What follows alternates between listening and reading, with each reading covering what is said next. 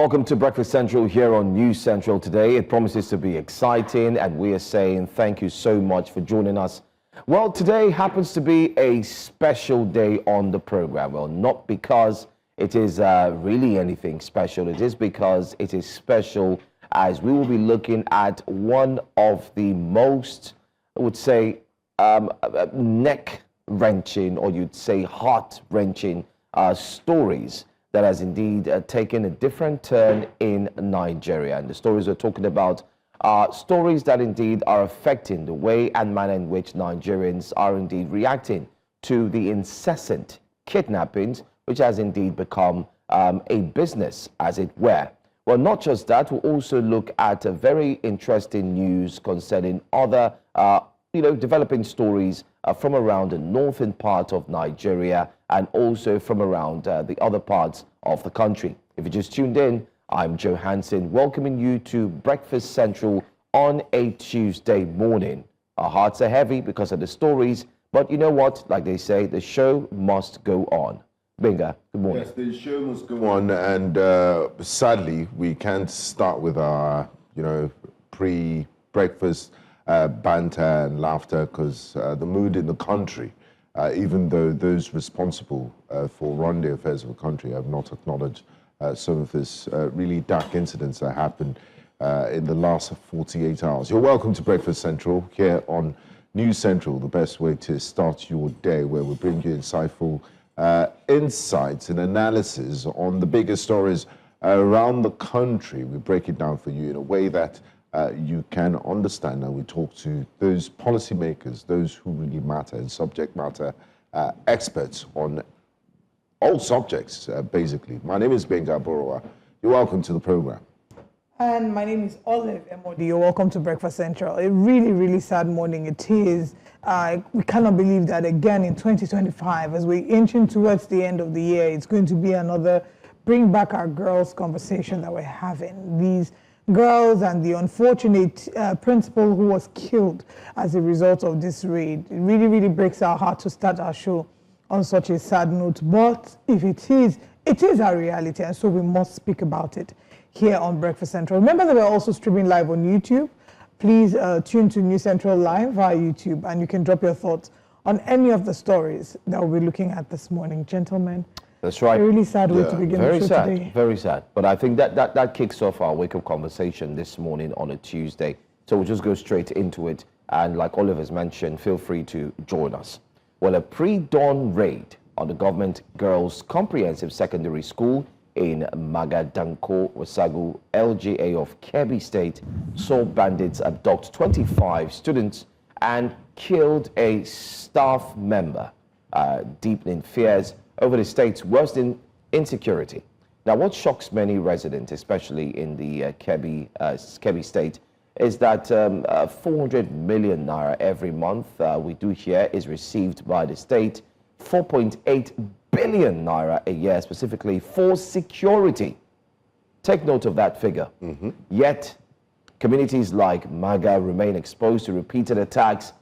And with President Donald Trump of the United States recently issuing a stern CPC-related warning that the U.S. could take a tougher position if Nigeria fails to curb such violence, this latest incident has revived pressing questions about leadership, accountability, and the government's ability to protect its people. Now, you recall that a lot has happened over the past few months, especially with insecurity in the northern region. But then again, let's also take note that this similar incidents did take place sometime in 2014, also in 2024, where the numbers were humongous. They were huge. But let's recall Benga, Olive. This is happening all over again. Unfortunately, while this happened, we do hear it happened pre-dawn, just before the morning hours. The bandits did scale into the school, and then we hear they picked up these girls, 25 of them, and then took them away with them. In the process, they unalived the principal. And while they did that, they also hurt the security guard, and they went away with these girls. Kind of like a reminiscence of what we did see in 2014. I mean, this is terrible, and it's a failure of the administration and security agencies in all parts. I can only imagine what the parents of those girls are going through, and their family members and loved ones, and also the girls themselves, because you can imagine the sort of trauma and conditions in which they will be kept. The governor has said they will do all things to find them and return them to their loved ones. We wish them all the best, and we hope they do so in due time. But having said that, I am disappointed in the federal government, especially with regards to their crisis communication. They haven't said a single word. Yesterday, the president met with newly appointed judges. I think it was an investiture or something like that. And also, yesterday, the vice president was in Taraba State, if I'm not mistaken, to receive decampees to the APC. I mean, we're at a very serious part in our nationhood, a very serious period in our nationhood. Just over the weekend, there was an attack on a military convoy. A senior military officer was killed, and it was first kidnapped and then killed. Yet, 48 hours later, 72 hours later, not a single tweet or statement from the presidency acknowledging this. It just feels, I mean, these are people that go out to serve their nation, pay the ultimate sacrifice. I do understand that there's a chain of command. The military secretary has to inform the family of the deceased, but how long will that take? And for the second incident of the kidnapping of the girls in Kebbi in the secondary school, why hasn't even even if the president doesn't say anything, the president's handlers, the special advisor, media, no one has acknowledged this incident, and it's just a double tragedy. Very sad. I'm actually on the Presidency Nigeria page on X, just to be sure. There's nothing that you know, there's nothing there. The presidency page was wishing the Olu of Iwo, a traditional ruler, happy 10th year anniversary on the throne. This was a man that was suspended from his throne because he was engaged in a brawl with a fellow traditional ruler. You know, it's really, it's sad to see. No statement from the presidency, no statement from the SSAs. Usually the SSAs would have jumped on this. I mean, your PR person, is there any sense in not speaking? Is there any PR? Because they say silence is golden. In this instance, the silence is golden. No, it's not golden. You're That's supposed one. to say something. Two, beyond their speech is honestly, something. I'm exhausted, Chuangbing. I'm exhausted that we have to keep going in these cycles. That in 2025, you know, we're still having young girls who will not want to go to school because they keep hearing of incidences where other young girls have gone to school and from school they've been kidnapped. I imagine the fear, the trepidation they must have felt, you know, in these hours. Why were there no security, you know, agencies? What is it that makes it easy for these terrorists to go to school? Yes. School children are soft targets. That they're easy targets, they're exactly. very easy targets. So what is it that makes it easy for them to go to these schools, pick our children, take them into the bush? We hear of those who have survived kidnapping when they recount their incidents, you know, when they recount their ordeal of how they had to trek miles in the bush. I think, and I shudder to think of what these girls are going to go through in the bush. I hope and pray things don't get even worse for them in the bush, and our security agencies that is sweep into action. And I'm exhausted. I think that's all that I can say about it. It's very sad, and let me state this clearly, guys, as we're talking about this. While this is going on, like I did mention, it's a reminiscent of what happened in 2014 with the Chibok girls. And then you also had another incident that equally happened in 2024. Over 300 students were also kidnapped, especially by bandits as well. The sad truth is, while many parents would expect that some of these children will return back to them, it's never the reality. Some do return, some... And even those that return are never the same. Even the Chibok girls, they've still not found many of them up until date. They still cannot... Parents have given up hope. In a recent interview, I think, done by News Central as well as some other media houses, I remember News Central correspondent who had spoken to one of the parents, and they said, listen, it's life. They still feel the pain, but they just have to move on. While they are moving on, they're still looking back, hoping that one day they could hear the voice of their daughter or their child, call them and say, listen, I am back. And it seems like, guys, I keep saying this thing and I'm going to say it again. I mean, for the record. So let those who know. You cannot fight insecurity and be celebrating people who are moving to political parties. You are throwing parties.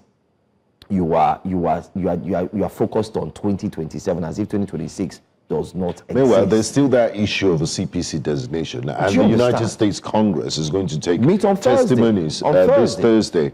Another country is more serious about your own issues. It's such funny? The biggest indictment for the government. It's a big indictment. So while you're having this, I've said it. Optics. Until they stop the politicking. When they have the Federal Executive Council meeting, let all the governors sit down and say, listen, let's down tools. Let's now focus on insecurity. Let's call an emergency on insecurity and let's deal with it. Yeah, and let's remove all non-kinetic and anybody that is negotiating on behalf of bandits. I mean, that conversation should never happen. That person should actually be questioned. And I'm talking of the person of Sheikh Gumi. You don't even think about the victims, the family, or saying... He's talking about it being peace. What's interesting is that, he's talking about them wanting peace. What sort of peace? Is that a job? Are you meant to be a criminal in the first place? I saw a tweet of a young man on X. I can't remember his name now.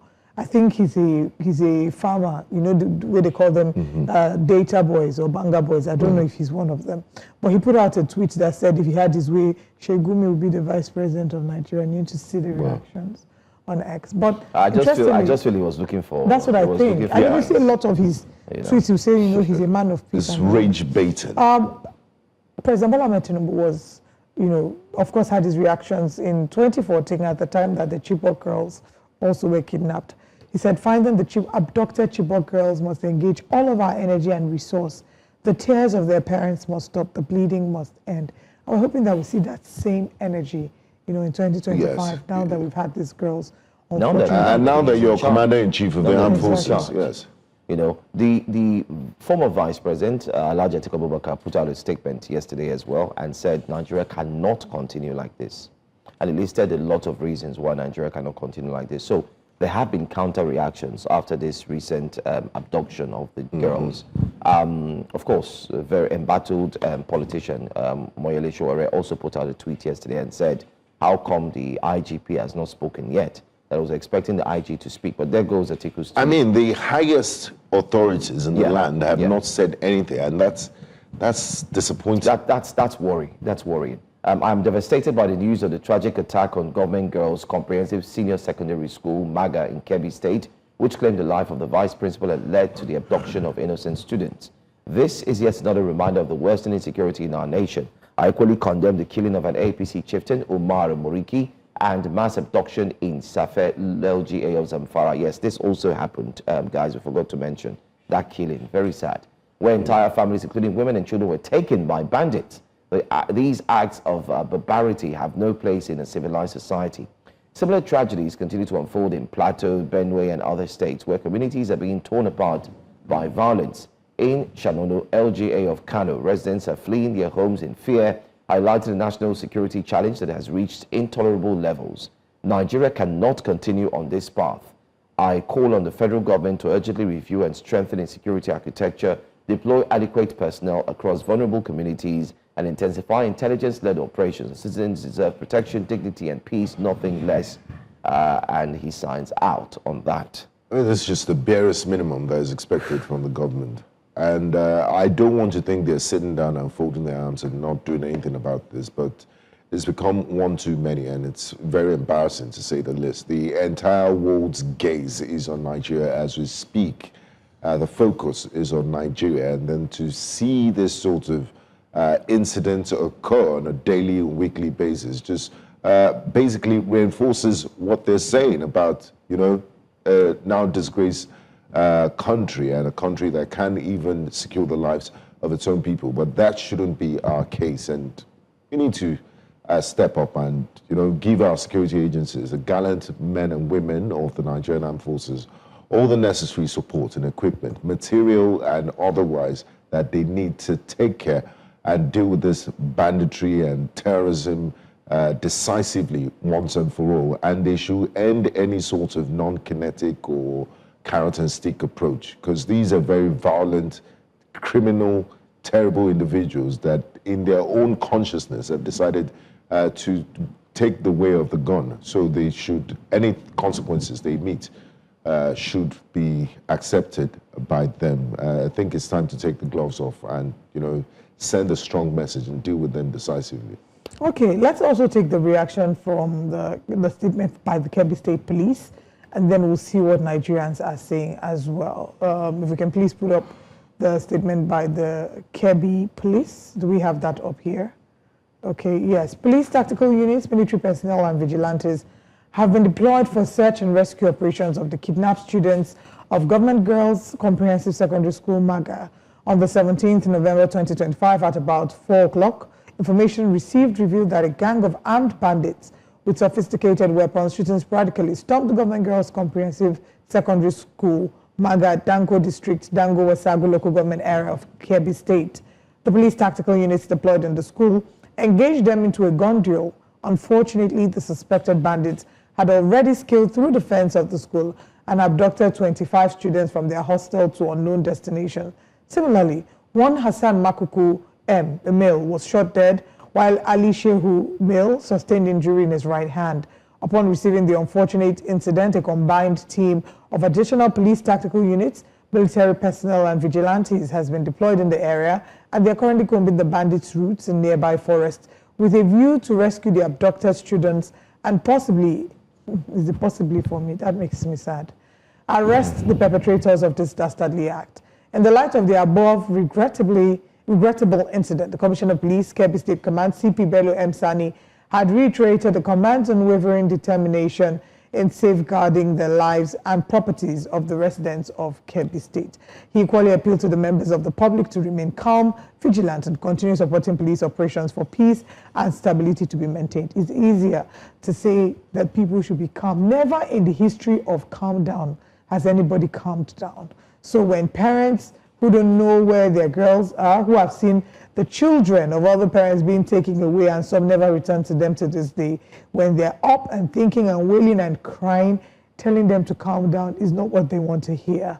But what they want to see are their children returned to them unharmed. I really don't understand the spirit of that press release that was released. Okay, they scaled the fence. You couldn't even shoot one person or arrest one of the abductors. Because you can't tell me that. And then you are now giving reports of civilians that were hurt. We know people were kidnapped. That's what not of what the people we that want. carried out what of the hopefully, possibly yes. There's possibly, there's unfortunately, and so on. But you see, when you talk sometimes, you have people who say, are you a security expert? Why should you talk? But I always say, before you become a security expert, even security experts apply what they call common sense. And this is the common sense. Did they abduct one person? 2, 3, 4, 5, 25. Is it easy to take 25 people and pass through a school building and hit the bush without being seen? They didn't kidnap them in a Ferrari. They come for the abduction, like the case of Plateau State that we heard. They came, and then we hear that they came on bikes. They were over about 50. So the sound of the bikes you hear. There was also a video online concerning the Brigadier General who was killed when the attack happened. So residents were able to hide and make videos. That's the video you see there on the screen. And you can see them moving. So they're moving. You know, these guys are, they have no mercy. And they are ready to do and undo. And it makes you worry why, I'm still going to say it, why a state of emergency on insecurity has still not been called. But rather we have what is called PR processes that's being done, or speak to the international press and so on. It's fine. It's a good strategy. It's a good way to say. Yeah, but the reality is different. The reality is quite different. You know, I just want to end up from my own point is, my point is, if you have rats in your house and these rats are causing a tantrum, they are destroying, they are doing all sorts, would you say, okay, you know what, leave them? they are just friendly rats? Or would you take care of them so you can live in peace? The government needs to now decide if they want to keep the rats at bay, or they want to keep them within, or they need to take decisive actions to ensure that they weed off every single aspect of even having the smaller babies of the rats, or they just, you know what, possibly just there's do a away good with that. thing that next year is a penultimate year to an election, and one of the metrics that people use to judge a government is they look at the security metrics. If you look at the tail end of the Jonathan administration, there was a surge. They scored many decisive victories in dealing with insecurity. So this will force the hand. And also, let's not forget the pressure from the United States government, the CPC designation. And we've been seeing some movement by the military would hopefully bring a decisive blow to the issue of insecurity. Whether they like it or not, they have to do something about it in the next few months. But let's okay, we need to go, but let's quickly take what Nigerians are saying so we can move to the next story of two people fighting on the plane. But let's quickly take the tweets on X of what Nigerians are saying about the unfortunate kidnap in Kebbi State. The deployment of police tactical units, military personnel, and vigilantes for the search and rescue of the kidnapped students is unfortunately coming after the damage has already been done. The attack on Government Girls Comprehensive School Maga in the early hours of November 17th is yet another heartbreaking chapter in Nigeria's worsening security crisis. Armed bandits stormed the school, outgunned the system, killed Hassan Makuku, and abducted 25 innocent girls, children who simply came to learn. But the painful question Nigerians can't ignore is this: where were the police when this horror was unfolding? Why do security forces always arrive after the lives have been taken and the children have vanished? This tragedy should never have been allowed to happen. Let's take two more tweets. Bashir Garba says, this is commendable. What is commendable? And I pray that our security forces succeed. However, Nigeria must adopt a more proactive approach to tackling insecurity. We cannot continue to respond only after attacks occur. We must act ahead of time. Bashir says, in the last 7 days, Kebbi girls were kidnapped. Members of the Ekwa Church were kidnapped. A brigadier general was killed alongside his own convoy. Several Christians were wiped out in the communities. In what way are we a sovereign country? Elijah Sultan asks.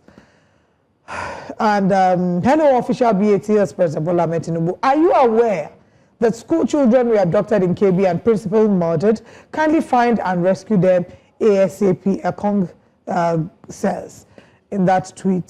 Do we have any others? It's a very valid question because the presidency has not said anything. So maybe he's not aware. It's a very reasonable question. But the SSAs are there. Let's take the final tweet. They removed CDS and now borders have been exposed. Kidnappers have come back from Kaduna State, that's Kafanchan to Kaduna Road again.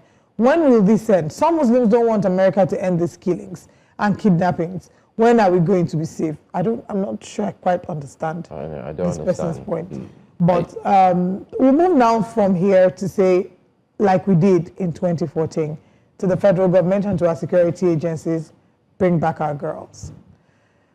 Let's now move to our next story, Joe. Our next story here has got to do with the Nigerian Civil Aviation Authority, NCAA. Now, NCAA has announced that no, they're not celebrities, I beg your pardon.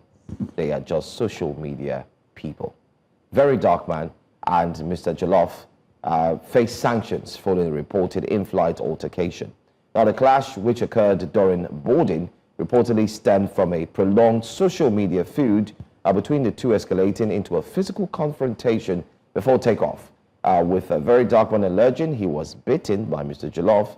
Well, in a tweet, that's what he said. The NCAA, by the way, described the incident as unacceptable and confirmed that disciplinary measures will be applied under Part 19 of the NCAA Regulations 2023. Now, the announcement underscores the authorities' commitment to maintaining safety and professionalism in Nigeria's airspace, echoing past enforcement actions such as fines and sanctions imposed on airlines for passengers' mistreatment and operational violations. And there you have it. Well, anyway, the tweet you see on the screen there is Michael Achimogu. Now, he is giving an eyewitness explanation. He's an official. He's also an official of aviation. Exactly. I just boarded a flight and about to take off when I was tagged to a video post about a rage incident between VDM and Mr. Jollof. two social media influencers. Now you're talking. Who should know better than the unacceptable behavior and subsequent gloating video made by one of the individuals? Now, because the aircraft was about to push back for taxiing and I needed to switch off my phone, I quickly asked the poster for two basic details so that I could quickly forward a screenshot to our CPOs to investigate and get me details which would help me do my job on arrival at Transit Airport. I just arrived at the Transit Airport to find my comment riddled with chaotic insults and labels by people who think that asking questions of the same social media folk who I attend to day and night on social media is an aberration. I will ignore those insults for now. Procedurally, the airline should report the incident to the NCAA and my department would forward to legal for advice and appropriate action and advice. Now, since I have not received such a report yet, I will say this before I board my connecting flight. There is no tolerance for unruly behavior aboard an aircraft. Both individuals have faced the full strength of the law. It is even more shameful when one considers both of them partners in educating their millions of followers to avoid unruly behavior.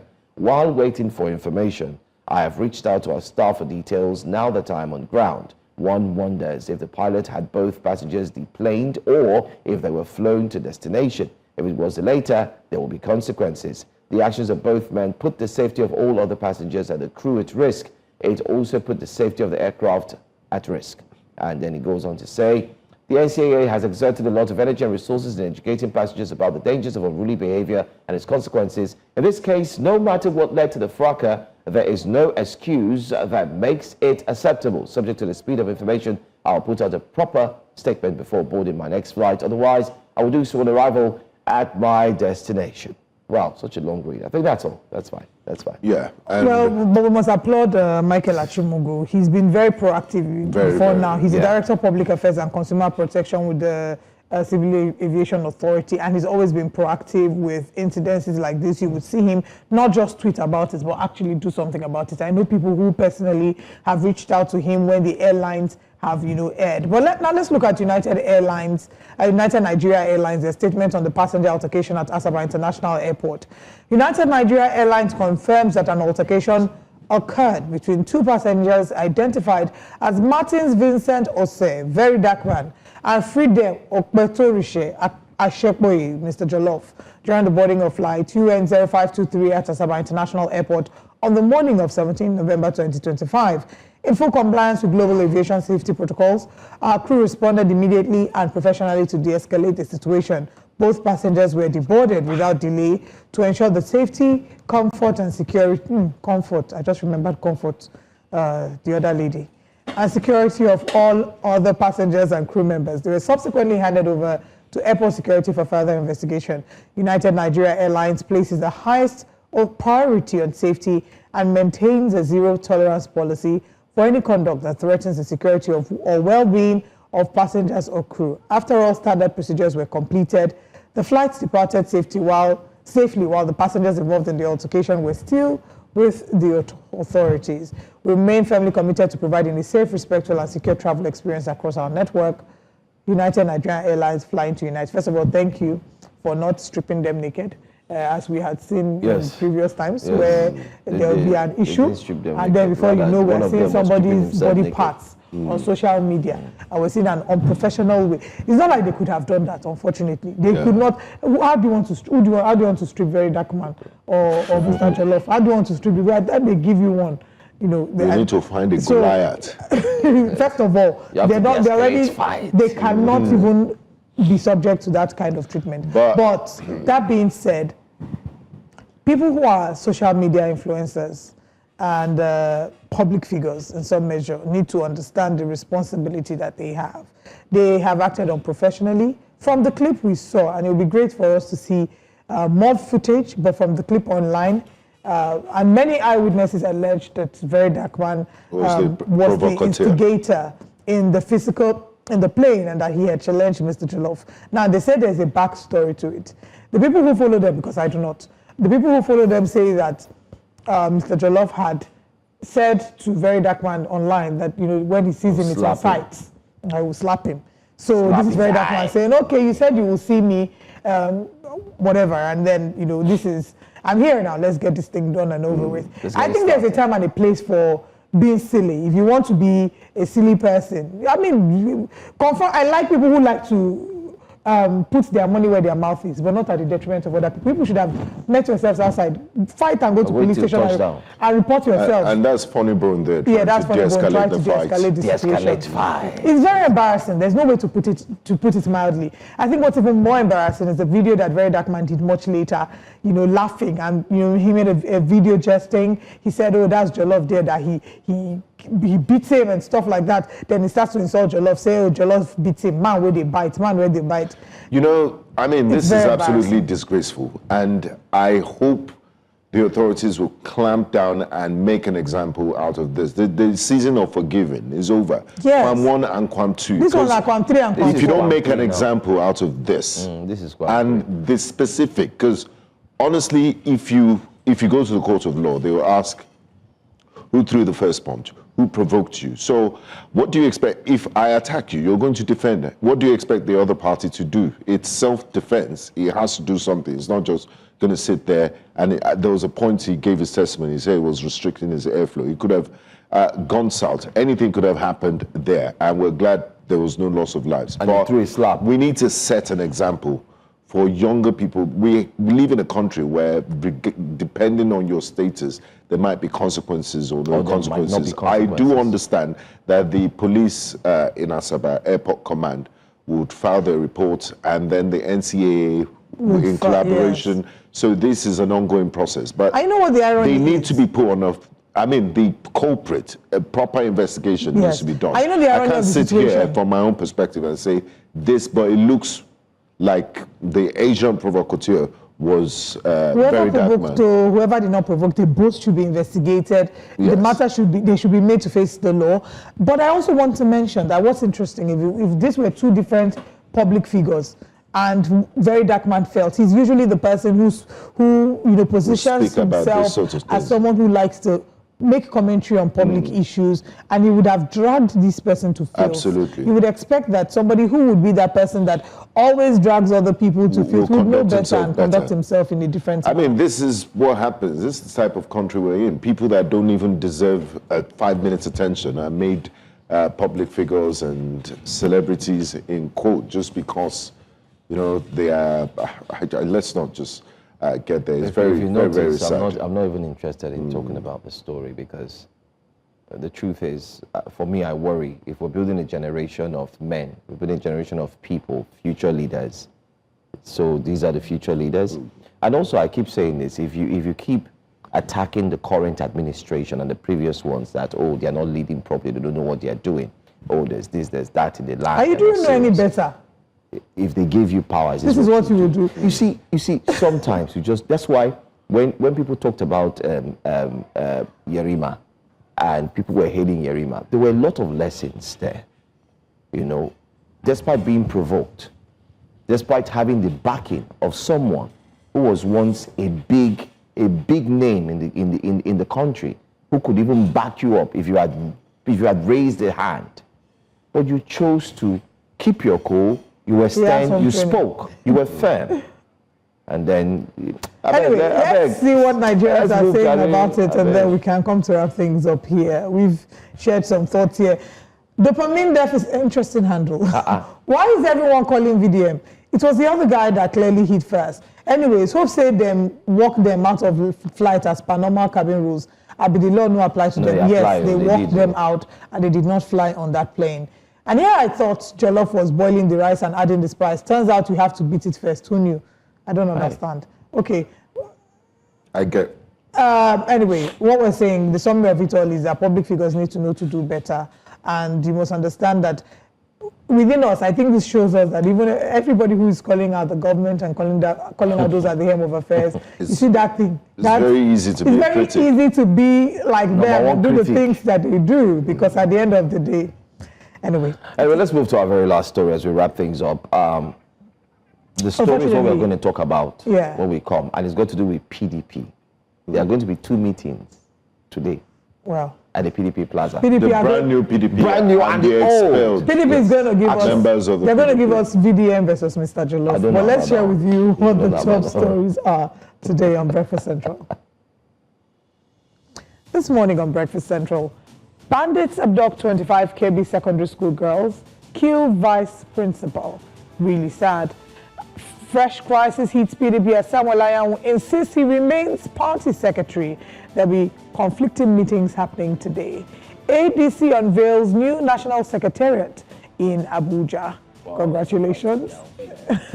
And the hunger emergency, conflict, poverty, and a strained humanitarian system is Nigeria's hunger crisis. The newspaper front pages will be part of the show this morning. Join us for all these and more.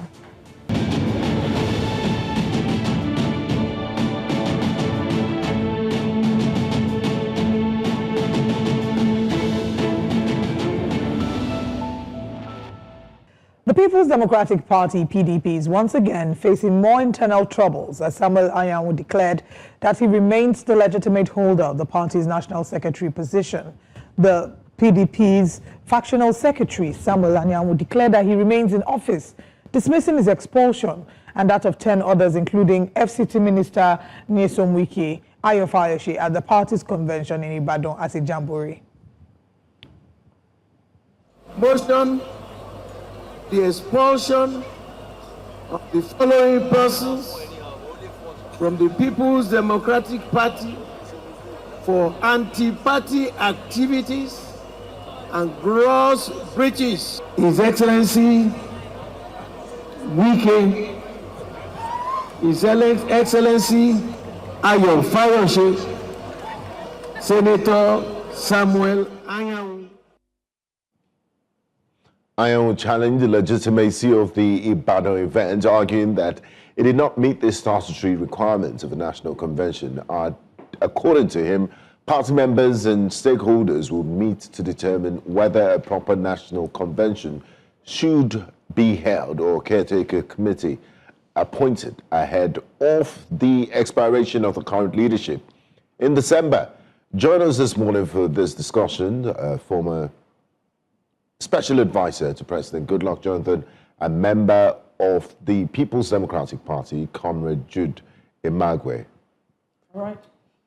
We'll have Comrade Jude Imagwe joining us. There seems to be a slight network challenge, but we're also sorting that. We must mention that we're streaming live on YouTube, and you can go on YouTube and share with us what your thoughts are regarding the PDP. It did seem that we had hoped that would be Uhuru. Well, those who know that it wasn't going to be Uhuru with the Ibadan Convention, with the multiple court judgments regarding the People's Democratic Party's ability to hold a convention in Ibadan on the 15th of November. Samuel Ayan said it was a jamboree. In other words, they just went there to socialize. To do tinko. Yes, and they didn't meet the criteria. But like Joe pointed out yesterday, it was a full stadium. It had delegates from most of the states. So I wonder what criteria is left. Well, what we're about to see is the start of something special. This is where we say, please, cue in that fella song. You know. Which of them? You know how you start. This is how we came here to do. Sit down. Let's start what we came here to do. Then the song begins. Because you cannot think that a faction that has been so energized, so ready, will back down just like that. And if you say you've removed one who has been tagged as a national chairman, or national secretary rather, and say, listen, you're done, we're done with you. You're expelled. And then you expel him alongside. If you look at the people that were expelled, you find out that they all have something in common. They are all people who have formed a particular, you would say, a caucus in the same Wiki party. plus 10. Good. And now they've said, you know what, all of you, just move aside, step aside, so we can continue to grow. But there's a response. I hope we have that video as well. There's a response from the newly appointed national chairman of the PDP, a senior advocate of Nigeria, Mr. Kabiru. He said, listen, we are going to fight. He said, we'll go there as our life, like our life depends on it. I mean, the survival of the People's Democratic Party does depend on how they scale through this crisis. And they are moving towards managing the crisis because they've identified this 11 people who have been spanners in the works. They've been clogs in the wheels of PDP's progress, and they've done what is, I mean, according to many people, the commonsensical thing to do, because those people were not going to change their minds. And you have open fraternization with the ruling party, clear anti-party activities of these individuals. So the highest decision-making body of the party decided to, take the nuclear option, expel them. Now what we have to do with the day after, and those that have been expelled are saying no, that we don't accept this. They're issuing statements, calling for meetings. So, but I know that the new chairman, Barrister Kebbi Turaki, is like you rightly said, he said he's going to fight this tooth and nail, and he's prepared. He's a senior advocate of Nigeria. He does know the consequences of his actions and that of the PDP and the sort of people he will be dealing with. So we'll just have to wait and see how things pan out. Don't forget too, for those who are just joining us, there will be 2 PDP factional meetings at one plaza. I didn't believe that we'll be talking about Wadata, the same plaza that was about to be, destroyed at a certain point because they were not paying their dues. Land meeting. Yeah. And then Wike, the FCT minister, was hell-bent of ensuring that he brings sanity to that place. You cannot be staying in a place and you're not paying your dues. But I think along the line, because of the seemingly, relationship and friendship and peace that was brewing, he decided to let go. But now, this morning as we speak, let's announce to our viewers that if you are a PDP member, two parties are going to meet today at Wadata Plaza. One party is the one that is being led by the new PDP national chairman, Kebbi Turaki-san, and then the other one led by the embattled, expelled, so to say, National Secretary, Senator Sam. I never believed that the day will come when we're talking about factions. And the factions we're looking at are factions within the People's Democratic Party. The PDP has been such they've had a solid base, regardless of, yes, every party has its challenges. I think it's early days to call it a faction, because, these are just individuals. They are 10 plus 1. I don't agree. Let me give you the right term to use. What I would rather use, because they don't have the followership of the Turaki-led leadership. You saw that base at the convention. It gives some sort of legitimacy to them. And you had delegates from all states of the Federation, apart from River State. The reason why I have a problem with the word factions is you both have leaders. You both have followers. You forget the person followers and the influence. Yes. So I'll rather say renegade. Well, the question is not because they don't respect the constituted authority of their party. You also forget about the influence. Let's allow a member. You forget about the influence. Let's allow a member speak. That the minister of the FCT and several other people will. But let's have our guests answer the questions that tug at our heart. And we have the former special advisor to President Goodluck Ebele Jonathan and member of the PDP, Comrade Jude Imagwe. Thank you for joining us this morning. Our first question to you would be, is it okay to say that the PDP now has factions? It depends on what your terminology of faction represents. But again, good morning. And sorry for coming on late. Nigeria happened to my network. I do not think I will say we have a faction. I will only say we have people that are disobedient to constituted authority and people that are disobedient to the rule of law. And they have a right on their own as limited to their own freedom, but enshrined by the Constitution that all citizens must be expectant of the rule of law and the Constitution of the Federal Republic of Nigeria.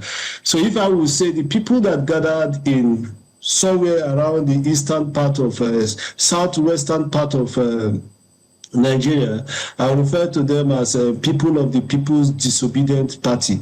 That's an arm of the People's Democratic Party that have just given birth to themselves, just only but Friday, Saturday, and that had climaxed to the press release that was issued on Sunday. Otherwise, our own constitution, this very written document, is very clear and explicit. But again, I still find it very difficult to understand why I'm even tied by a line of this constitution that says we, the members of the People's Democratic Party.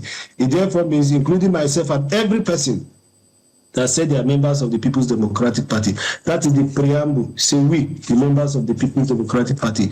In the supremacy of the Constitution, we clearly stated and subscribe to the fact that subject to the provision of the Constitution of the Federal Republic of Nigeria and any other law in force, this Constitution shall be supreme, and its provisions shall have binding forces on all members and organs of the party.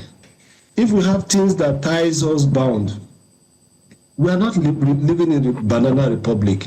There are things that governs every organization. Even your organization has its ethical and organizational structure and must be respected at all times. And if there are things that have been suggested that guides people's coexistence and we jettison it, do we now celebrate the action or the fallout of that thing? I feel that no, we are not being fair to democracy. We are also not being fair to the judiciary. We are also not being fair to the teeming Nigerian people that are looking forward to see a formidable and a strong opposition. Now, my dear sister, because of want of time, let us criticize the fact that though, let us not agree, but pretend as if all this thing is not about personal interest, ego, and self-centeredness. This very administration, formerly led by Ilia Damagu, which I on my own have written and have told him that he should resign. Well, I would say that he became extremely very clever, knowing too well that he has no battle again, no capacity or no energy to continue in the fight, but to hurriedly go to a bus stop, drop this thing for other persons to pick to inherit the fight. How can we raise an opposition like that? The second aspect of it is that we had 12 governors when we started this journey, this democratic dispensation. 4 had left with 8. 4 didn't attend the convention, meaning 4 participated. Out of the 4 that participated, 2 came out clearly to disassociate themselves with the happenings of the convention, starting by the man that is the convention committee planning chairman, the chairman of the convention. You should know what that power is. He says clearly that following the Electoral Act, he do not think that within his power, he has the right to advise that this convention proceeds, because 1, the Electoral Act of 2022, as amended in section 82 of it, says that convention requirement by all political parties for elective congresses in Nigeria, INEC must be given 21 days of notice. 21 days of notice. The second section of it says INEC monitoring must be allowed. INEC monitoring. Do we have instances where people have lost their offices because of INEC's presence in the convention? Yes. There was a case of Rivers, where internal Democratic Party system, owing to the fact that INEC said they were not party to the primaries, there was no APC candidate in Rivers. Then the current FCT minister was contesting the second term election. We have a case of Plateau, where all our democratically elected members of the National Assembly and State House of Assembly, with only exception a narrow escape by Governor of Plateau State, others lost their seat because of what we called it internal crisis, and INEC did not participate. We also have the one we benefited from, Zamfara, where all the organs, all the elective officers of the APC in Zamfara State lost to PDP. Are we saying that we are not students of history, or there are no things that suggest that we should have a reflection on to look at? Again, the law says an approved party electoral guideline must be displayed. Adherence to party, number 4 of it says adherence to party democratic principles, ranging from internal democracy, equal opportunity for aspirants, non-imposition of candidate, non-exclusion of any eligible member. Non-exclusion of any eligible member. What does that suggest? There are 2 cases. The first case before the courts is that the process of the sense of form was almost done like a secret court issue. I'll tell you, how can you go for a convention that of like People's Democratic Party, and the party printed only one form, just one. The National Organizing Secretary, the NOS, Colonel Bature retired, whose constitutional responsibility as enshrined by this constitution has the duty to prepare all the congresses, from congresses to elective convention, did not even see the form.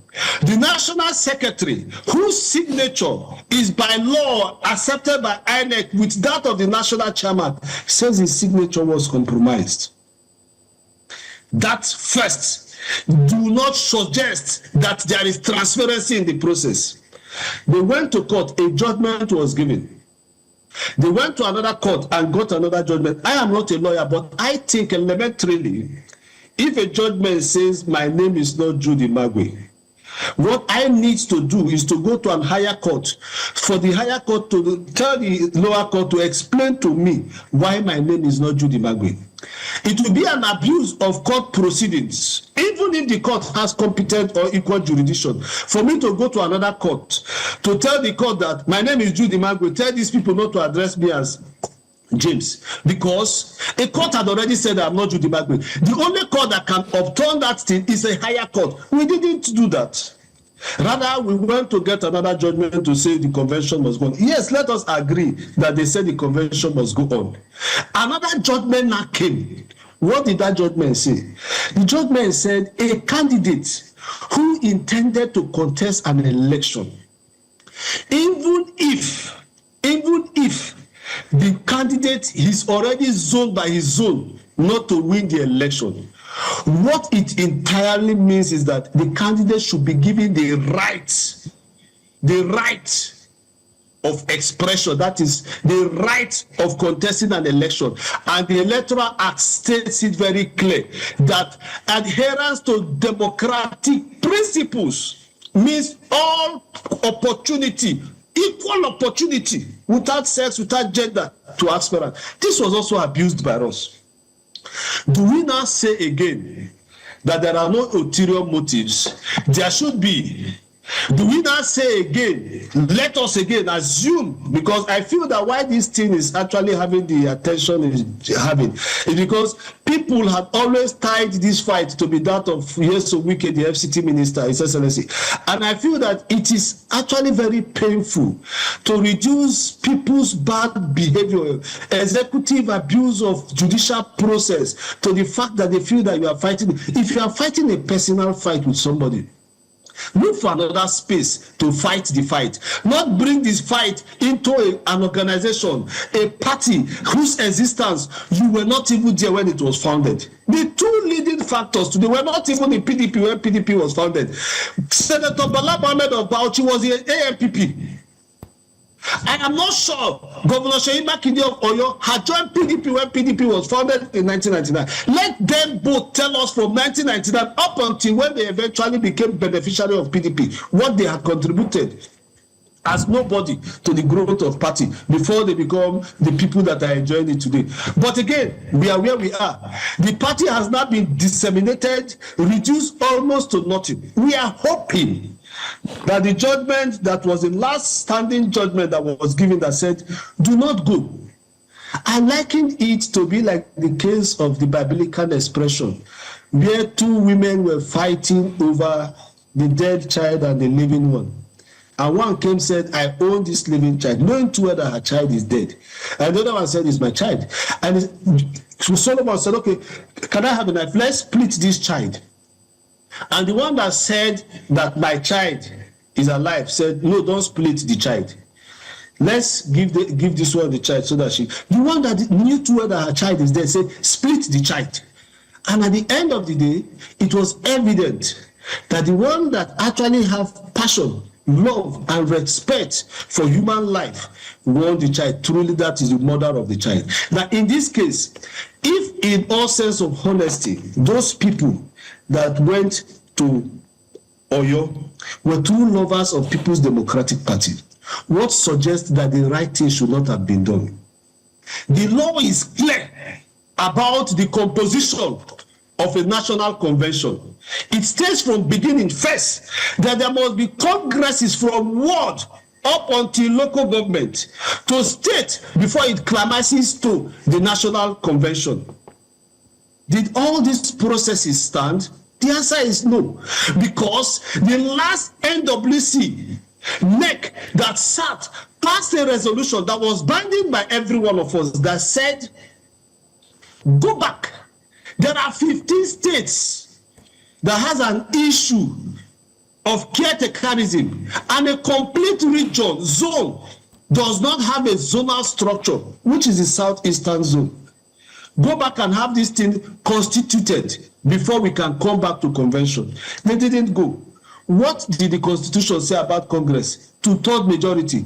If 15 out of 36, including FCT 37, did not participate in the Congress, do they have 2/3 majority? The answer is no. So I do not understand why we should always sit down to... I feel another thing that the law should begin to equally look at is persons that present themselves to a process that happen should house a limitation or a restriction should also have consequential punishment. Because if people do not wake up and subject themselves for party to use, then the party cannot go ahead. So, Comedy Magwe, if I hear you correctly, you were not in support of the Ibadan Convention because you believe that due process wasn't followed. And I'm sure that those who agree with you, especially because of the court judgments that had banned the convention from holding. Is that correct? Before I ask my next question. Very true. All right. So how do you suggest that PDP would have been able to get its house in order, especially because they've been having these issues for the longest time now? There have been those who have been asking, why has the Minister of the FCT not yet been fired? Why is he still suspended from the party, or expelled from the party? Why is he still a leading force? You have said here that you feel bad that they're reducing it to a personal issue and making it about the FCT minister. But what else do you suggest that the PDP should have done to be able to clean its house or put its house in order? Olive, let me tell you something. If you have true leadership, we will not have gotten to where we are today. I like responding to questions like this with empirical evidences. I was the Congress House of Primaries chairman in Gombe State, the National Assembly primaries in Gombe State in 2022. We went for the primaries and conducted the primaries. And after the primaries, in one of the senatorial districts, 2 candidates had an issue.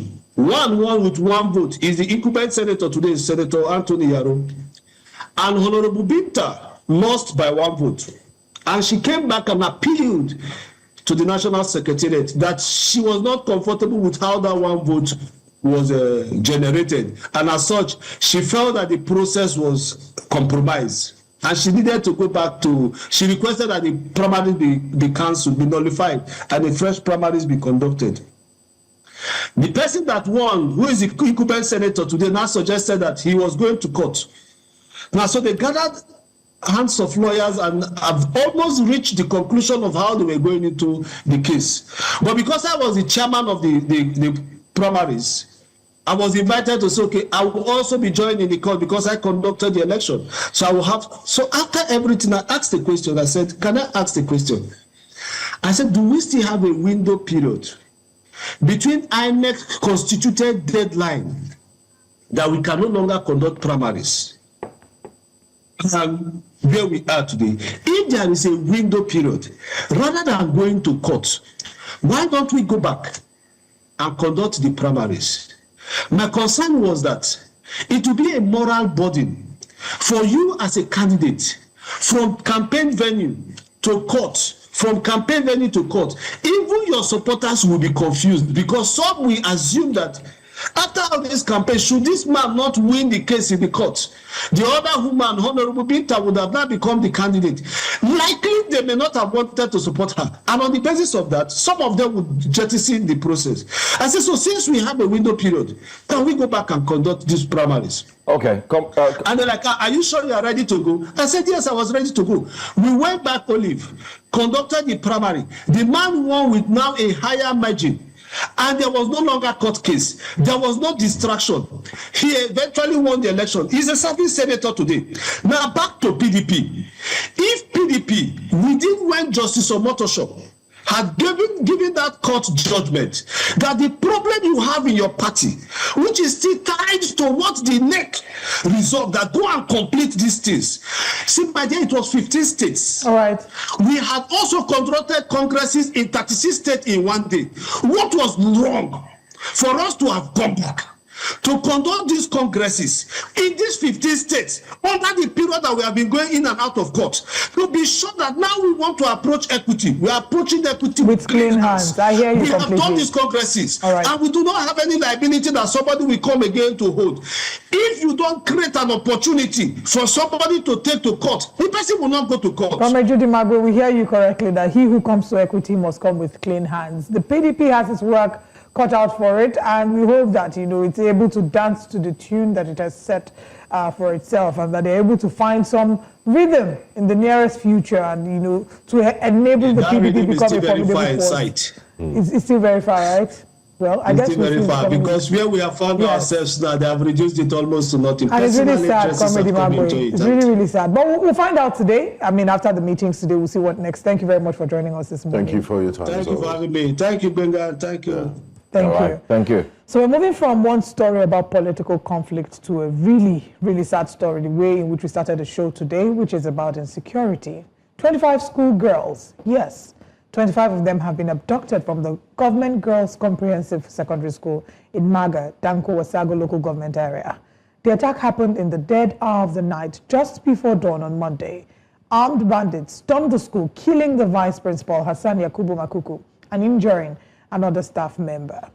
Eyewitnesses say the attackers came in large numbers, wielding sophisticated weapons. Sporadic gunfire echoed through the night. By the morning, the school compound was littered with chaos and grief. Air Force jets were seen hovering overhead, and security forces have since cordoned off the area. The Nigerian government has condemned the attack, with Information Minister Mohammed Idris calling it irreprehensible and vowed swift action. Tactical teams have been deployed and rescue operations are underway. But for the families of these girls, every second that counts is an agony. Now this morning we ask, what does justice look like for abducted girls, and how do we protect our children without compromising our nation's autonomy? We do have joining us to x-ray this and the implications of the recent abductions, insurgent attacks as well. We have defense and counter-terrorism expert on Africa, who is also the director for Geneva Center for Africa Security and also Strategic Studies, to be joining us here today on the program. He'll be looking at some of these conversations as well here on Breakfast Central. We'll also have other security experts who will also chime in to look at the recent situation as well. So you do us a favor, do well to stay with us. We'll go on a break. When we come back, we'll have this conversation.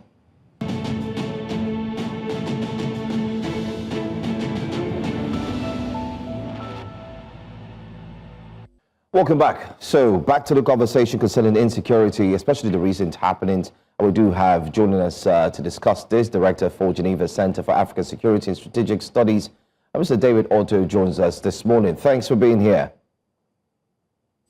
Thank you for having me. Thank you. So we have another one, especially a tougher one, especially in front of our hands right now. It was the Chibok girls. We had Dakchi. We had the one for the 376 and so on. I mean, the list is starting to look like it's endless. And there's some that, of course, were mentioned, neither here nor there, pocket size and so on. You see, the truth is, as journalists, sometimes we ourselves, we're overwhelmed when we see these stories and we start reeling out numbers. But when we have you as an expert join us, it's very important that we hear your own side of the story, especially how to handle situations like this. So let me start by asking, you've heard of the recent one. What's the way forward, and what do you think personally is really happening to Nigeria's security architecture? Is it that we are overwhelmed as well, just like journalists are at some point, or do you think that we're not putting our best foot forward? Well, thank you for having me. Thank you. So, I think it's a little bit of both. The mass kidnappings in Nigeria, a catastrophic, situation. It cuts across, political parties. Whether you want to talk about the PDP or the or the APC party. If you want to talk about cuts across service chiefs, this has happened, as you rightly mentioned, across the board. It's something that it's not even within the limits of any, Christian or Muslim community, because that's very important, in this current political climate. And then what is very sad is that it's not just about soft targets. Yes, we're talking about the recent Kebbi kidnapping of girls, in the girls' comprehensive secondary school. But then recently we still had a brigadier general, someone who is a brigade commander of the Damboa military general, abducted by a so-called jihadist group linked to the ISWAP and executed. So the issue of not just mass kidnapping, again, as I said, in terms of individual kidnaps, cuts across the board, and it does demonstrate that there is a massive need of a change of tactic, a change of strategy. We talked about Chibok as being the last, but then we had Dapchi, we had the Jangambe raid, we had the Kangara kidnapping. So it's something that demonstrates that we still are yet to come up with a strategy, and it's not just because the military is overstressed. It's also because we haven't devised a strategy that can protect soft targets. We haven't devised a strategy that can actually protect even hard military targets, and it does demonstrate that the whole Nigerian security infrastructure requires some kind of a protection of critical infrastructure, but also a protection of citizens. I mean, it falls outside of the basic social contract that the government is unable, to protect the people, even though the people have given some of their liberty because of the need for security, and the government is not doing its part. So it's a very, very precarious condition, and a lot of citizens are now worried what happens next. Thank you, David. And I'm glad you mentioned the aspect of social contract. The president, as commander-in-chief of the armed forces, is the #1 citizen, and he does instill discipline, instill confidence in his populace and also members of the Nigerian armed forces. You mentioned that very terrible incident in Damboa, where the brigade commander, Brigadier General Uba, was killed by ISWAP terrorists, and then the situation of this kidnapping. David, it's been 48 hours since this incident, and as at this morning, a few minutes ago, we checked the presidency's Twitter feed. There's been no statement issued by the presidency acknowledging any one of these incidents. What kind of message does that send? It sent a very wrong message, but also remember, again, as I talked about the fact that mass kidnappings or kidnappings of any kind have become normalized. The Chibok girls that were kidnapped in 2014, they've still not all been recovered, by the government. So we're not talking about the ones that were kidnapped just 2 days or something ago. And same for other mass kidnaps. Even military police officers have been kidnapped at mass. So even if the government makes a statement, I don't think it would, bring them back. You had the Bring Back Our Girls, which was not just a national campaign, it was an international campaign, yet the Chibok girls are still yet to be recovered, all of them. So statements, will not make any difference, and this is why I mentioned that kidnappings cut across presidents. We're talking about the current president, but even during the Buhari regime, we had kidnappings. During the Jonathan regime, we had kidnappings. So it tells you that it's not just about how presidents react. It's not just about what the public says or how people cry out is that there is no strategy to protect soft targets. There is also no strategy to protect hard military targets, which is a major concern. And this is where I think the torch should be pointing towards. And you shared the same sentiments that I had about this conversation when we started the show this morning. Again, I said that it's unfortunate that these are soft targets, and we should typically know that these terrorists are bullies. They would easily go for soft targets as often as they can. So what will protection of our soft targets look like? And what role does local intelligence play in all of this? I think when it comes to protecting, soft targets, there is a very crucial element, and that's the involvement of the local population. You need to have a local population is very vigilant. Is that if the population doesn't trust that they will have the backing of the military or the police or other security agencies, then of course they will be very reluctant to play that critical role. So when you do lack intelligence, then of course it will be very difficult for the security services to judge properly. But again, if the security services are not trusted, they do have some lapses. Then again, it's almost like a catch-22 scenario. So I mean, the question has always been, are the Nigerian militaries overstretched? I don't think it's all about, you can't have so many as military. You can't just have enough. There is no country that can boast that it has enough military men to deal with its population. So that is not something which one can say, oh, the military is overstretched, we need more men. That's not how things work. I think as long as the population, and this is what we talk about, the civil-military relationship, as long as that is solid, the population can trust that whenever they're in trouble, they can have the backing of the military. And the military also needs to have the capabilities to be able to do that. But once that gap exists, then you have a very reluctant population, one that will continue to shift towards fear. And when I discuss fear, I talk about the fear of non-state armed groups. So if a population is more afraid of non-state armed groups and they lack the trust of the security services, then they will drift towards fear. It's a natural human reaction, which is simply to survive.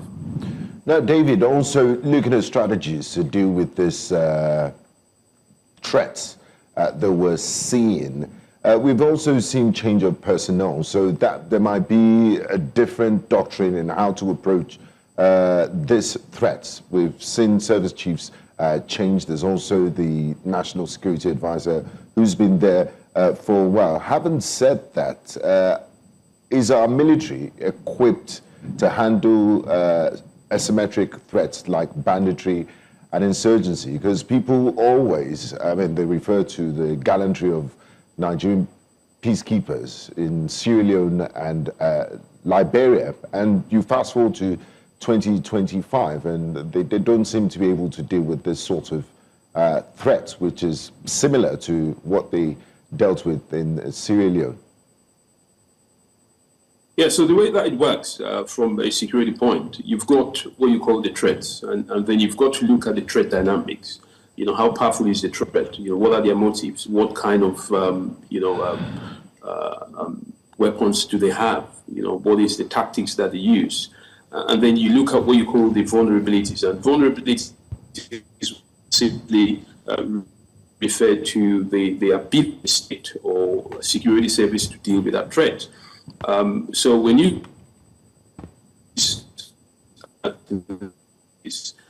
it tells you that the threat seems to be while the vulnerabilities seems to be also very high.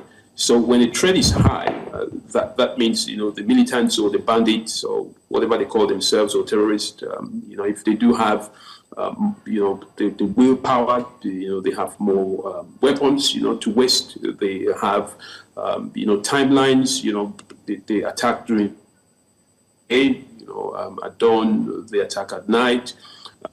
As opposed to the state security services, when they do not have the right morale, when they lack perhaps the weapons, when they lack intelligence, when they lack the cooperation of the communities, then we say that the vulnerabilities are very high and the threat level is also high. So that is always going to go against the state. So I think what the state needs to do is to lower its vulnerabilities, therefore make it very difficult for the militants to launch these attacks, but make it also very easy for the state security forces to be able to respond to the threat levels. So that's one thing. Then the other thing is for the government itself to try and lower the threat, which means they have to deny the militants, from recruiting. They have to deny them from, getting weapons. They have to ensure that the targets become very difficult, both during the day and during the night. Then they have to ensure that the local population doesn't rely on the bandits to give them any information, or they don't fear the bandits. So which means you have to increase the level of trust, from the side of the government. So once you look at these two dynamics, and this is where it is critical for the Nigerian authorities to be able to balance between lowering the vulnerabilities that exist and also lowering the threat level, and that's how you resolve, these kind of issues. Okay.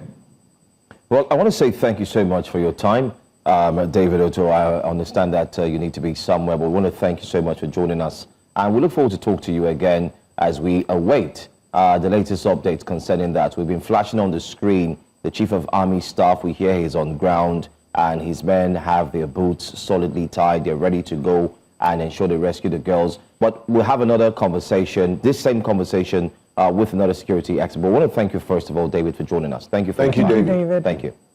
All right.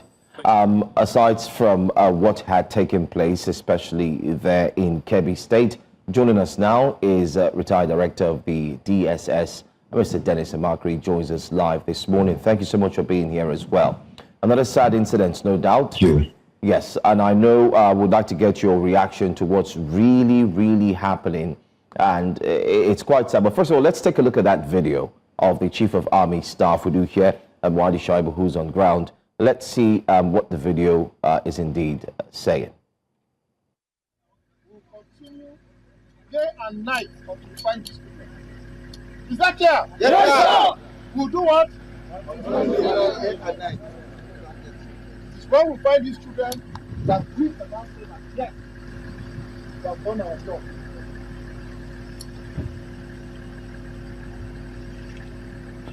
So for the commanders here, we leverage on intelligence so that we conduct an intelligence-based mission to rescue these girls. It has become a pattern that the bandits they prey on soft targets. If they know you are in a location, they won't come there. Or they will brace up for a fight. And you can defeat them, can't you? Yes. I'm asking you. Yes. So you do that. To that directive, you cannot be starting at a particular point. You need to move it. Is that clear? Yes, sir. Una G2H.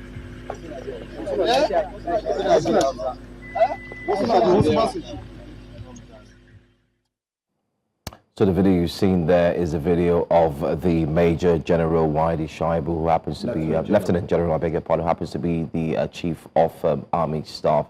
Chief of, who's right there on the ground. But the point here is this incident took place, we'll say a fortnight, and he's there talking to the men, saying they need to comb the bushes morning and night to ensure that they rescue the girls.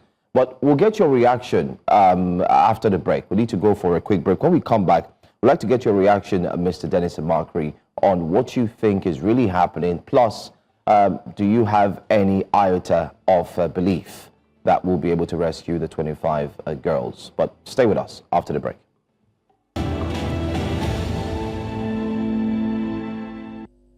Welcome back. We're still looking at the insecurity situation bedeviling Nigeria as we continue to seek for a true path of justice and success, especially for those who have lost their lives and the 25 girls who have just been kidnapped.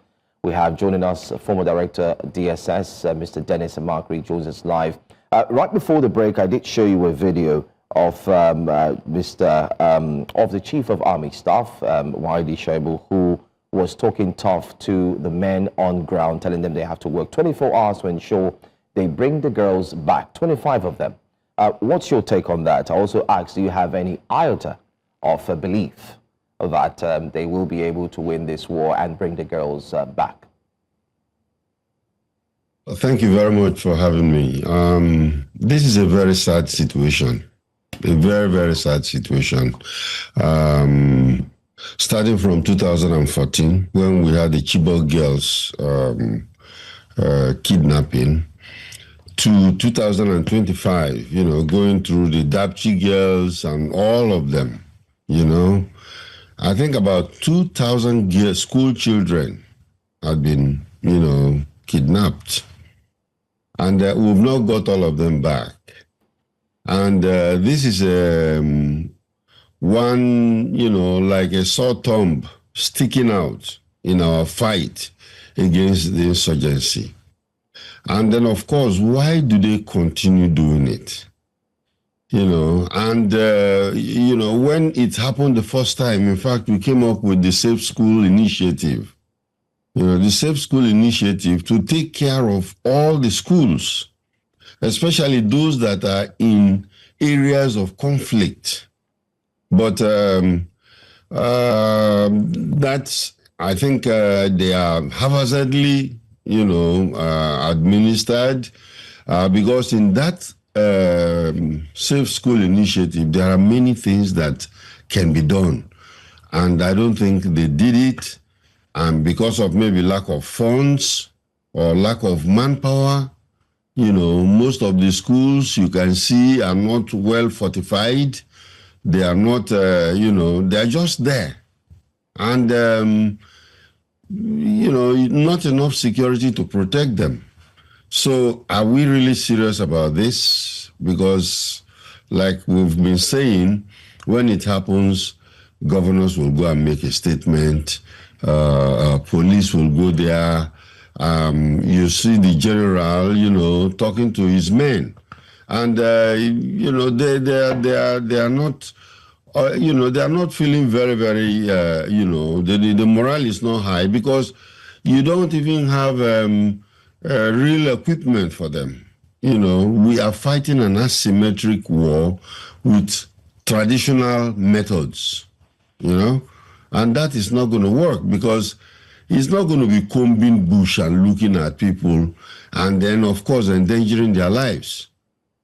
What happened to the drones? What happened to the surveillance system, electronic surveillance, and air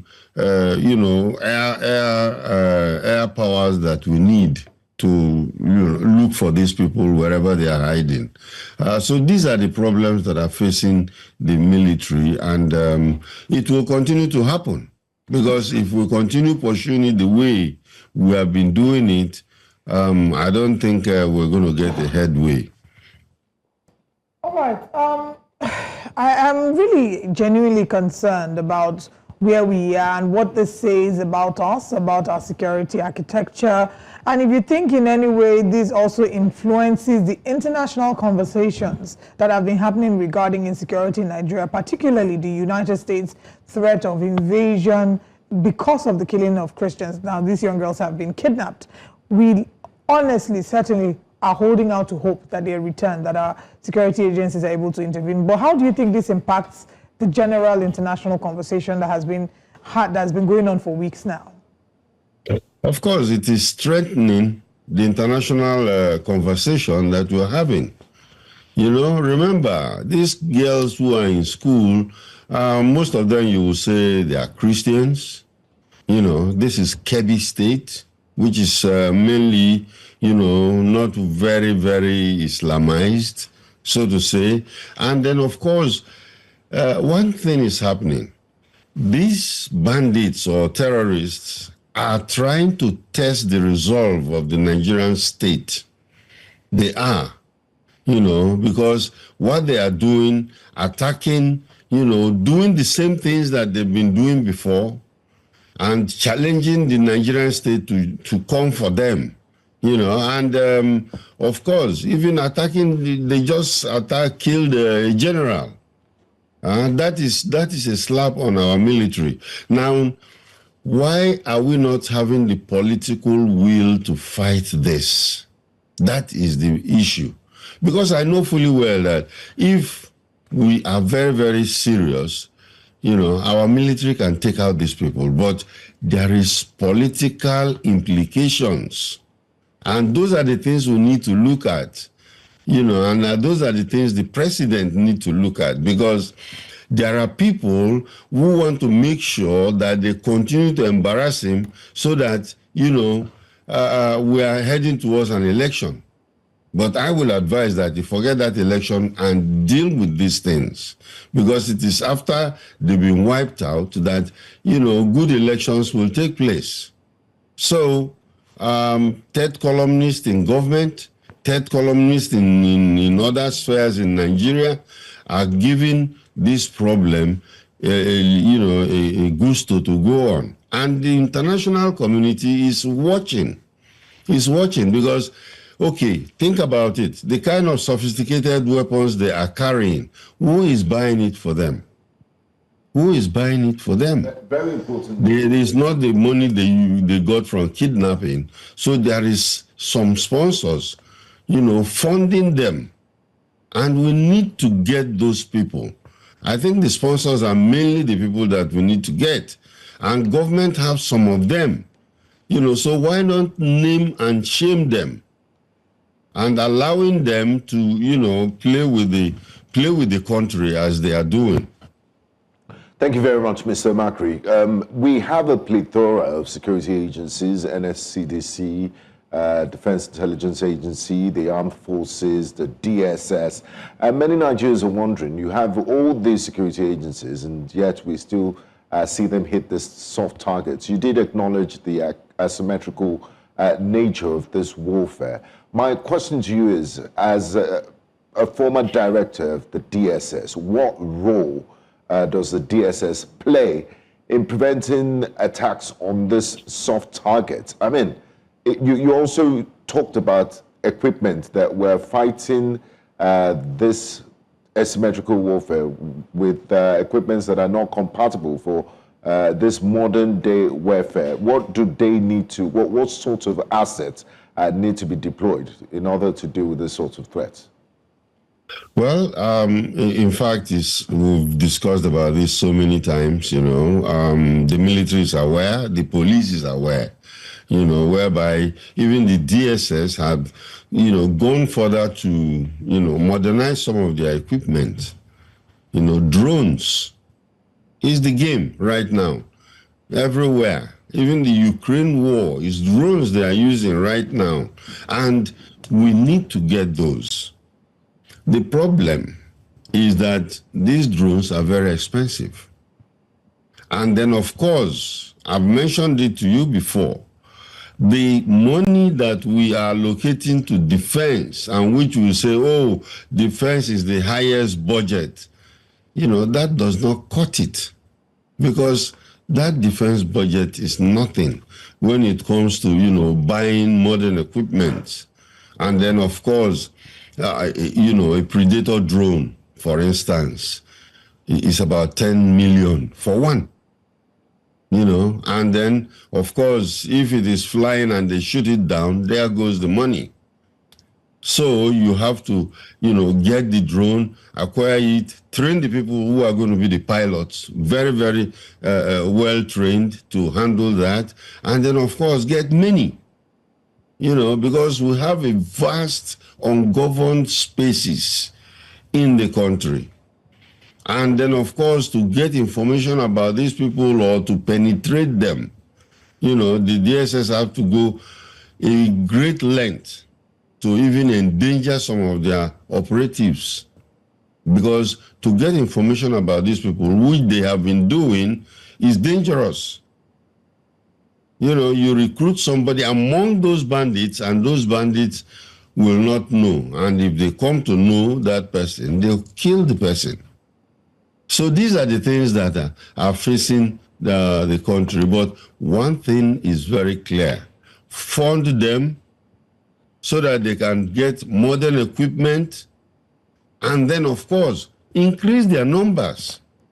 The number is still below 1.5 million. Army, Navy, Air Force, DSS, and NSCDC, police, all of them together. It's not up to 1.5 million. In a country of 230 million people, you know, executing a war in a very vast area with asymmetric enemies. So now you can get the kind of picture that we're talking about. Okay. One wonder why the security operatives are lacking in personnel, especially recruitment. Is it because the remunerations are not that pretty or looking good, so nobody really wants to join the force? But that's one question I'd like you to answer, by the way.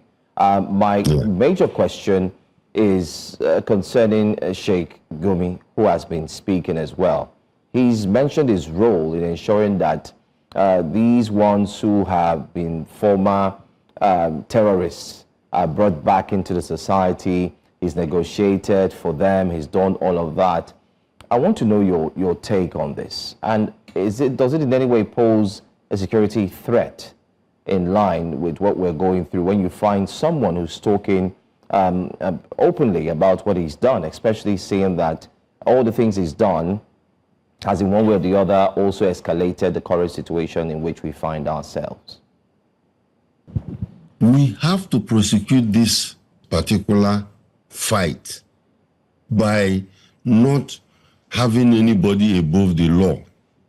Because there are many people, he feels that he's an Islamic cleric, and then he can say whatever he wants to say, and then of course nobody is going to talk to him because he feels that, you know, he's a sacred cow, you know. And then of course these people are killing people, they are maiming people up and down, and he's saying that, we should talk to them as we talked to the Niger Delta militants. That immediately tells you that it does not have a grasp of what is going on here. The people he's trying to defend are criminals. Criminals who are killing Nigerian military generals. You know, our soldiers. He was a military man before. You know, would he have liked it if these people were attacking him and then, of course, pursuing to kill him? You know, so I don't know why the Nigerian state has been allowing this guy walking around making unnecessary statements, daring the Nigerian state, you know, daring the authority of the commander-in-chief. And I think this is time for, you know, for us to start addressing these things, because this thing will continue with us as long as we politicize security. Now, talking about dealing, have a mix of religion into it. All right, we'll come back to continue the conversation, but let's go on a very quick break, and when we come back, we'll pick up from where we left off. You're welcome back to Breakfast Central, and we're currently looking at the security situation in the country following the kidnapping of 25 schoolgirls in Kebbi State. We have joined us this morning for this discussion Mr. Dennis Amakri, former director at the DSS. Thanks for staying with us, Mr. Amakri. My question to you is that should we end, I mean, it's been more than a decade since we've been dealing with these problems and we don't seem to be making any headway. There are also human rights concerns, because the last time we took the gloves off and, faced this threat squarely, the United States refused to sell Super Tucano jets to us, citing Leahy laws and concerns about human rights. Is it time to end, carrot and stick approach? Olive, can you help me with the other one? Carrot and stick? No, non-kinetic. Okay. Yes, and deal decisively with this issue of banditry and terrorism, regardless of whose ox is good. I think what we need to do at this time, the United States as a very good partner and ally, to Nigeria. We've been their friends for very, very long time. And I think the concern, even from people talking in the United States president trying to talk about invasion and stuff like that, is because they are more concerned with Nigeria. They are very concerned about Nigeria. And what we will do, I don't basically think that, the United States is going to come and start, bombing places or attack, There are many arguments to that. But I know that if the government open up their diplomatic channels with the United States, they will be here to help us to fight this terrorism. They will be here to help us fight this terrorism. People like Sheikh Gumi will be telling you that he is warning the United States that they should not, telling the president not to allow, to tell President Trump not to come. Yes, why? Because those are his people and he wants to protect them, And one thing is that we don't want to give a coloration, a religious coloration to the issue. We want to fight terrorism. And whether it is Islamic or whatever, but we want to fight terrorism. And we don't care whether those people are Christians or Islamic adherents. So the best thing is for us to face it and deal with it. But when you want to deal with it, you find out that people will come up with, oh, they are our brothers, oh, they are our children, and stuff like that. I think that narrative has to stop. They have to stop because we cannot continue like this.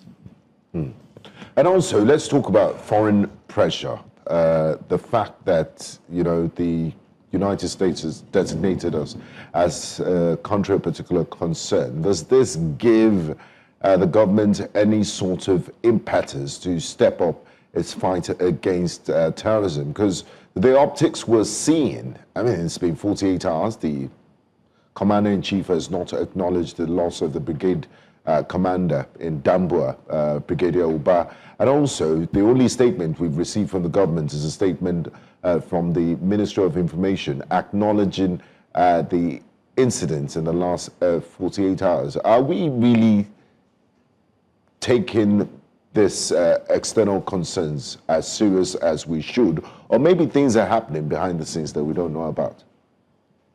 Well, things might be happening behind the scenes that we don't know about.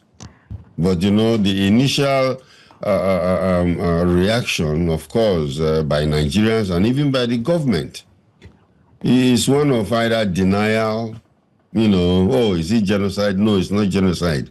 No, it's genocide. It's not, denial.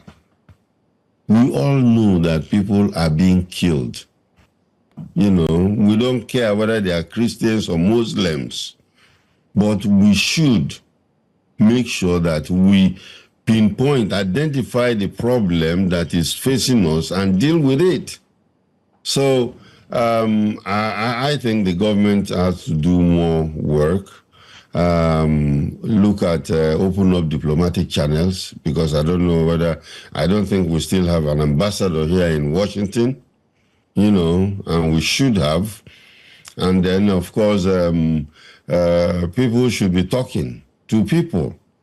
Like I said, the United States, is not really ready to come and start bombing people there. But I think they are just even offering a hand.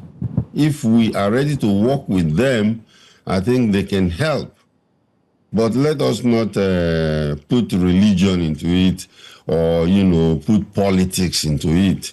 Because this thing has been with us for more than 16 years. And I think this is a chance for us to actually, deal with it. The security agencies are doing very well. Since that announcement, if you observe, the military itself has really, really decimated some of these people although they are ambushing people. But yeah, those are the collateral damages of war. But at the same time, the DSS had been prosecuting some of the arrested people, and that's what I wanted to see. Because we don't arrest and keep them, prosecute and jail them.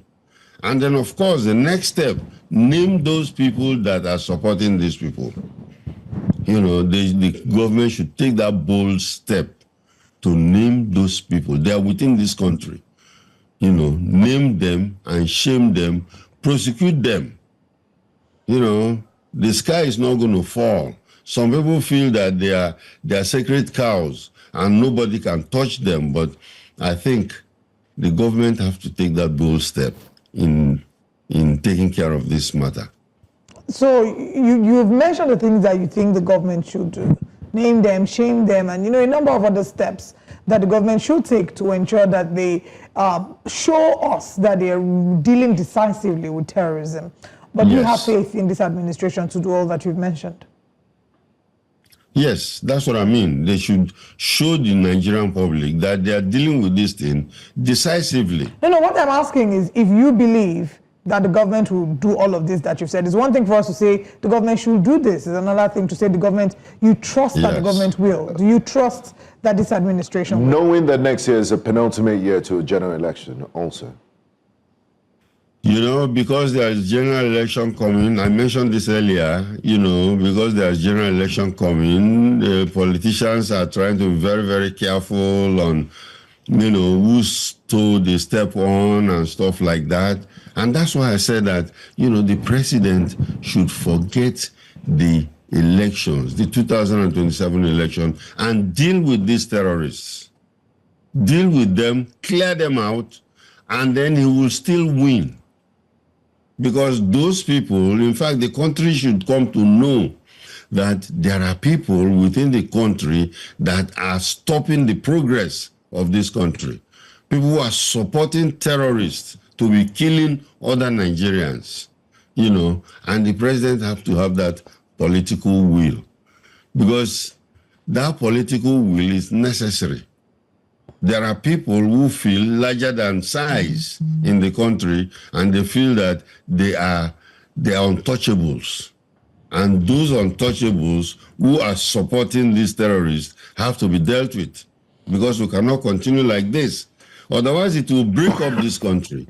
If we are not able to handle this particular problem, then I don't know where we are going. It's existential. All right. Thank you so much, Mr. Dennis Amakri, for your clear insights on the recent insecurity challenges that's affecting Nigeria. Thanks for your time, and we would look forward to what will happen or what would unfold in the coming few hours. Thank you. Thank you very much. All right. Still watching Breakfast Central on News Central. Don't forget you can drop a comment or two. Just go straight to our YouTube channel and let us know what you think about the stories that we have brought to you thus far. Plus, we'll also look forward to pick some of the major conversations, and one of which is what's happening in Wadata Plaza right now. We did mention to you earlier on that there seems to be two political factions of the PDP. Right there on the screen, there you have it. A meeting is to be held. Yes, these are the live footages of the meeting. Two factions, one Wadata Plaza. I was thinking of the two factions, one political party, one venue. plaza. Yes. Who will man the space and the position? Well, and that's exactly what you have. Reports reaching us says the excommunicated or dismissed or fired, expelled National Secretary Senator Samuel Anyanwu has arrived at Wadata Plaza. Are these celebrations, are they for Senator Samuel Anyanwu, or are they for the newly installed national chairman? Which one? I guess our correspondent, Sakir Ibrahim, will be kind enough yes, I guess to getting tell ready. us We can see him which there. faction of celebrations I really don't we're understand witnessing. what's You know, the thing about Nigeria is we're very, that's why some people have said political campaigns, they hardly talk about things they do, and we've not been seeing debates of candidates. What we often get is a jamboree. We dance at any occasion. I mean, what has called for dancing now? Yeah, they're celebrating. Okay, they're dancing to celebrate a successful convention in Ibadan. So we don't know who they are. Are they dancing for? They can dance for successful convention, or they can dance successful expulsion, or they are dancing for the fact that they got there first, or just dancing for a meeting, or just dancing. More importantly, they're dancing because as they sweet us, they pain them. You know, they have to let you know that. I know, like the Yorubas, we celebrate everything. Like during census, echo census, or echo everything. So it was this echo one. neck meeting. Echo gathering. Echo gathering. Okay, echo neck. 103rd neck meeting. Is it easy? All right, you know what? Let's go to the news. We'll come back to take more conversations regarding what's happening in Abuja and the PDP. I'll be bringing you breakfast headlines in a moment.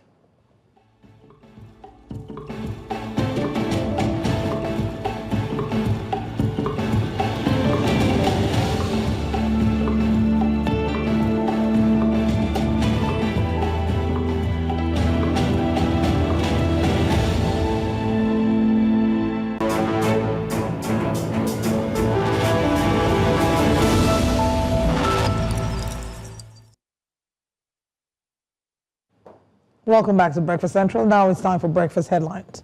There has been strong nationwide condemnation following the attack on Government Girls Comprehensive Senior Secondary School in Maga, Kebbi State. The Minister of State for Defense, Dr. Bello Muhammad Matawale, has reacted to the incident which left the school's vice principal dead and several students abducted. The night attack occurred in the Zulu Emirate of Danko Wasagu local government area, where bandits stormed the school, killing Vice Principal Malam Hassan Yakubu Makuku and taking away a number of female students. Defense Minister Matawale described the assault as unacceptable and deeply troubling. He directed security agencies to act swiftly and in coordination to locate the abducted students and ensure their safe return. The minister also called for calm in the affected communities and extended condolences to the families of all victims. Meanwhile, former Vice President Alhaji Atiku Abubakar has also condemned the attack, calling it a devastating reminder of the country's worsening insecurity. In a post on his X account, Atiku linked the Kebbi incident to a broader pattern of violence, including the killing of APC chieftain Umar Moroki and the mass abductions in Safe local government area of Zamfara State. He warned that continued attacks in Plateau, Benue, and other states are tearing communities apart and urged the federal government to urgently overhaul the security architecture, deploy more personnel to vulnerable areas, and intensify intelligence-led operations. Let's now look at political developments where the newly elected national chairman of the People's Democratic Party, Taminu Turaki, has requested the protection of the Nigeria police ahead of the party's inaugural National Working Committee meeting coming up today, and as a matter of fact, happening right now at the National Secretariat of the party. Turaki, while speaking to newsmen after a meeting with the FCT Police Commissioner, says that he has raised an alarm over purported National Executive Council and Board of Trustees meetings scheduled to take place by a faction of the party at the same time, date, and venue. He says that the PDP remains law-abiding and is determined to avoid an escalation of any crisis that will lead to the breakdown of law and order. Thus, his invitation of the police to urgently intervene. People, we've come here to tell the police that we are having our meeting tomorrow, and this will be the inaugural meeting since we left Ibadan after our election at our National Elective Convention. Now, we have seen flying in the social media a purported notice of BOT and NEC meeting given by people who, for all intent and purposes, are no longer members of this party as I'm talking to you today. And so we have reported the moves they are making to the police because we don't want any situation where there will be breach of peace. As leaders, more than any other. Now, this meeting is happening today. We have our correspondent, Ibrahim, to bring us live reports from Abuja, where the People's Democratic Party, or a faction, I will say, is having their own meeting. Good morning, Sage. What is the current situation regarding the meeting of a faction of the People's Democratic Party? And I don't know if it's too early to call them a faction. First of all, I'll start by telling you, welcome to Politics 101. This is the playing field, and let's teach you how it's done. Well, right now we're at Wadata Plaza, the headquarters of the People's Democratic Party. You can hear behind me, there's some music going on. My body is feeling like I should be gyrating, but of course, this is not the reason for the season. These guys are here singing and chanting songs of solidarity for the newly elected chairman of the People's Democratic Party, Tanimu Turaki. But then, let me give you a feel of what the environment looks like. Currently, there's positioned around the People's Democratic Party, security vehicles and also security personnel. To my left here, if you look towards the edge of that junction, you would see an armored personnel car. Oh no, that's actually a water tank, an anti-protest tank, if you'd call it that. You see those two nozzles at the top of it? That is the nozzles that sprays waters on individuals who protest. Around you also, if my cameraman would be so kind to show you around, you would see strategically positioned police vehicles and also other security personnel positioned right here, just to ensure that there is no form of breakdown, because of course we've been on this road before. This is not the first time we've seen, serious party crisis happen within the People's Democratic Party. But this is what's going on around here. Not much activity is going on inside of the Wadata Plaza as we speak, because we've also still not even started receiving arrivals from top dignitaries of the party, either for or against, or either from faction one or the other. But then let's give you a feel of why these individuals are here today. I had seen someone who initially wanted to speak to, oh, thank you so much, Mr. James. So James was speaking on the breakfast, James Agbama, we are speaking on the breakfast show on News Central Television. Perhaps you can give us some reason and some light as to the reason why these individuals are singing and are dancing here. First of all, my name is James Agbama from Bayelsa State. We are here. Don't worry, I'll hold the okay. microphone. We are here at the PDP convention, President Secretariat, live here in Abuja, and we are here for the new elected chairman of PDP. That is Mr. Turaki. We don't have any opinion. We don't have any divided PDP. PDP is one, and we are standing by the scene. Progressive PDP. We don't have any alternative. All what we want to take over government 2027, and there's no opposition. Any other body to tarnish the image of PDP. We stand by one PDP, and there's no divided PDP. So we are at the back of the new elected chairman, full and in support of them. But there is nothing that will stop us. If you can see from the different places of Abuja, Wawalada, Buhari, other places in Abuja, we are here for the people convention. Only other person have opinion, but for me, I'm in support of Turaki as a chairman. Thank you, James. All right, now let's speak to someone else. Let's start with your name. My name is Sunday Goswi. I'm from Rivers State. All right, Sunday. We are here seeing supporters of Tanimu Turaki, as James had mentioned earlier. Perhaps you have an additional information. I think the people you are seeing is weekend supporters. That's Turaki. Because we are here specifically for the convention of PDP today. And we only have Vika as the leader of the PDP. He have contributed so much in Rivers State, PDP, and also SASAT PDP, to qualify him to be a leader of the party. And now he is the FCT minister. He has the power to actually direct PDP. So we are here on behalf of Yeso Wike, the minister of FCT. So we are unshaken by what happened at PDP convention, which was taken unaware. So what we confirm today is the convention of PDP have been led by Yeso Wike, the leader. Any other person we don't know. We don't know about Turaki. His executive we don't know. What we know and stand for is Wike in FCT and PDP general. All right, thank you very much. Well, Olive, Joe, Benga, you have heard from the followers. They've given their sentiments and of course their support to those who they stand for. News Central will definitely be here waiting to also hear from the leaders to see whether they share the same sentiments. It's back to you. Thank you very much, Sage Ibrahim, for bringing us this update. Quite interesting to see there. On the one hand, the first person you spoke to said they're there to show support for Turaki, and the next person in the same breath says that they're there to show support for Nyesom Wike. The drama unfolds with politics and with the PDP, and we'll continue to bring you the updates. That's all that we have this morning on Breakfast Headlines. We'll now continue with Breakfast Central. I am Olive Emodi. Please stay with us.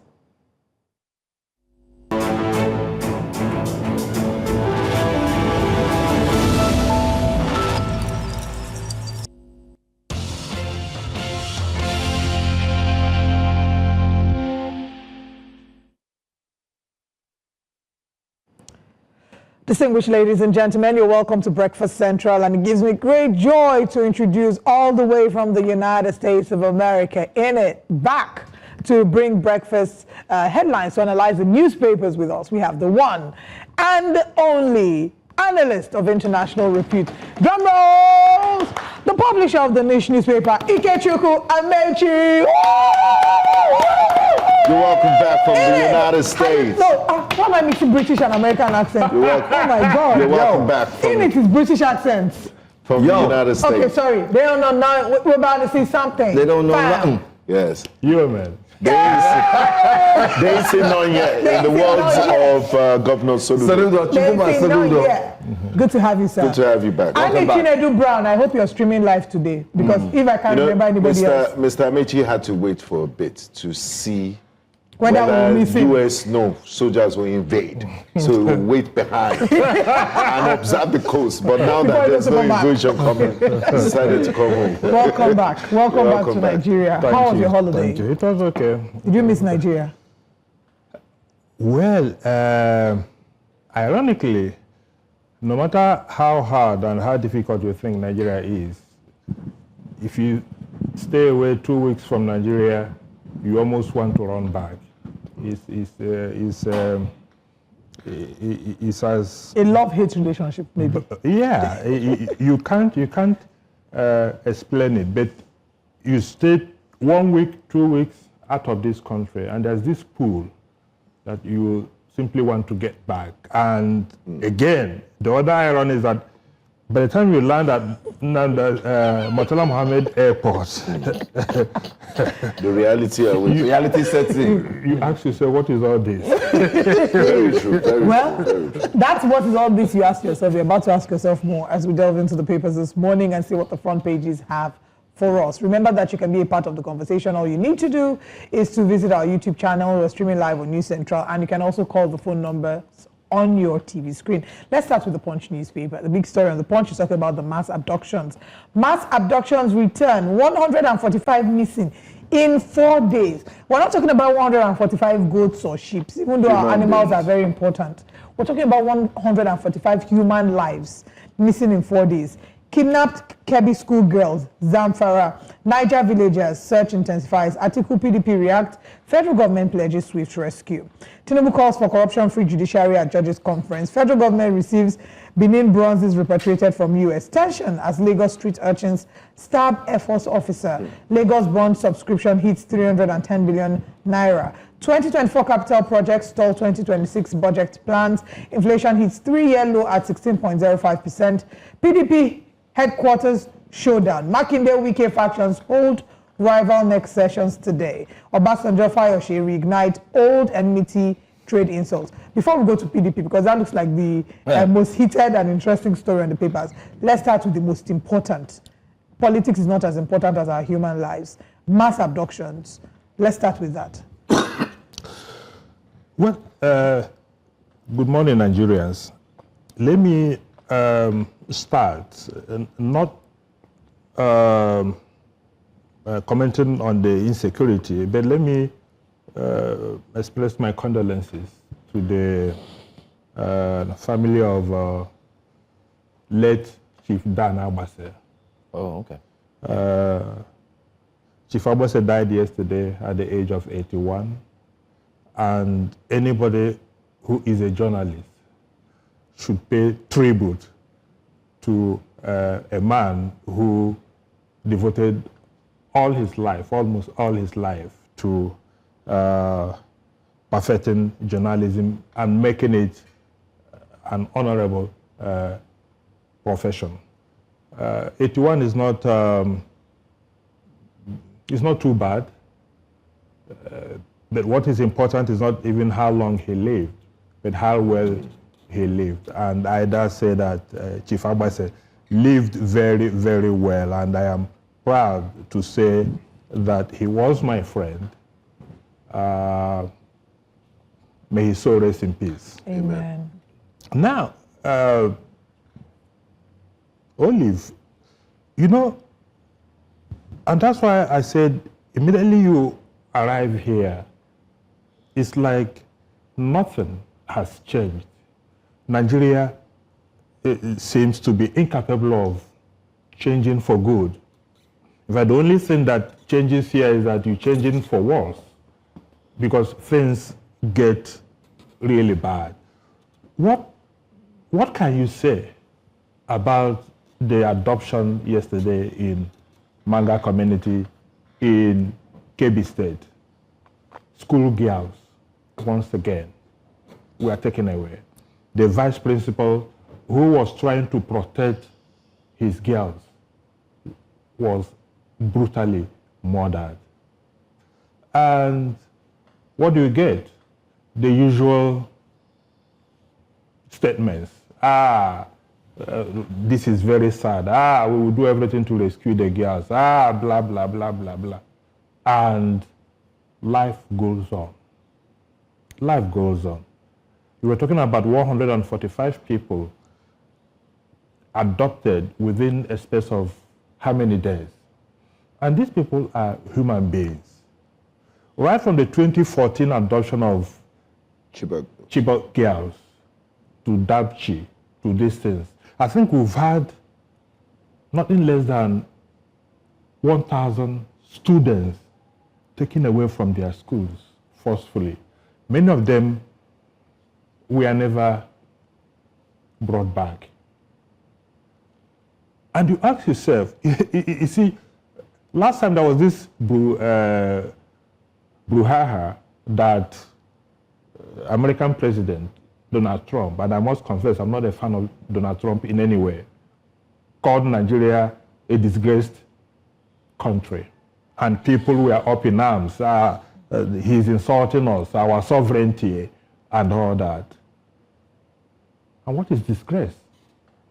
What is more than a country that cannot guarantee the safety of school children?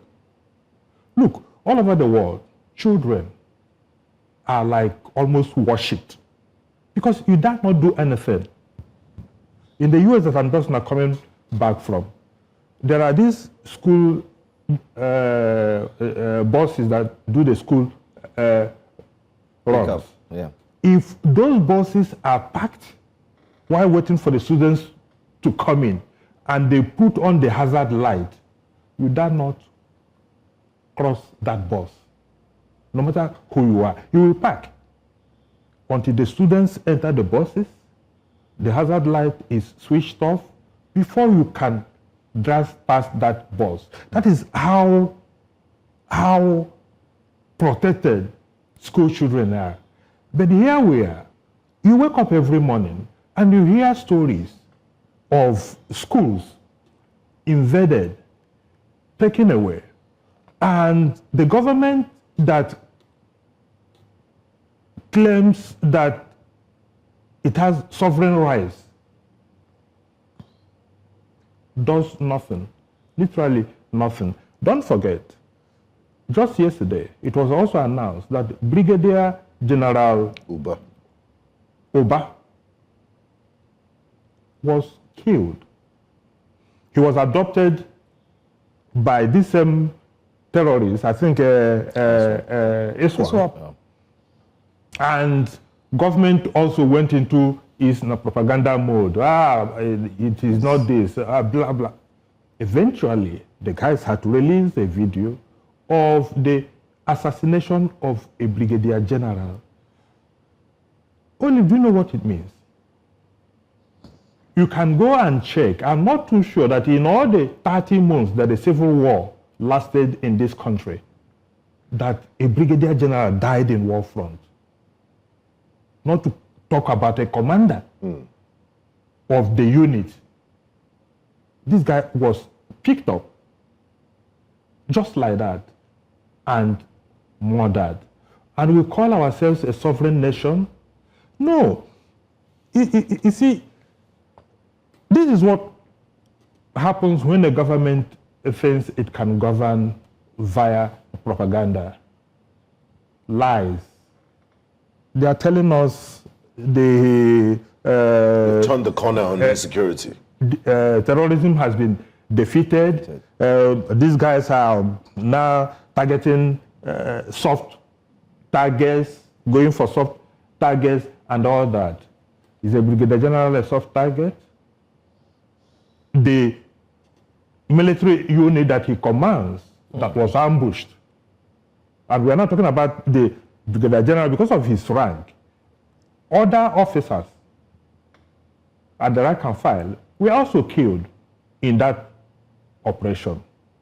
We now have a country where local governments, state governments, go into full-blown negotiation with terrorists. The terrorists making demands. You go to a place like the Katsina State, how many local governments in Katsina that have gone into agreement with the terrorists? So non-state actors now have the right and the privileges of governing entire swaths of territory. And you call yourself a sovereign state. Sovereignty simply means the supreme control over a given territory, where you make laws and order. How can, look, even at the risk of exaggerating, the territory that Tinubu controls as the president and commander-in-chief of the armed forces of Nigeria is perhaps not more than the territory controlled by non-state actors.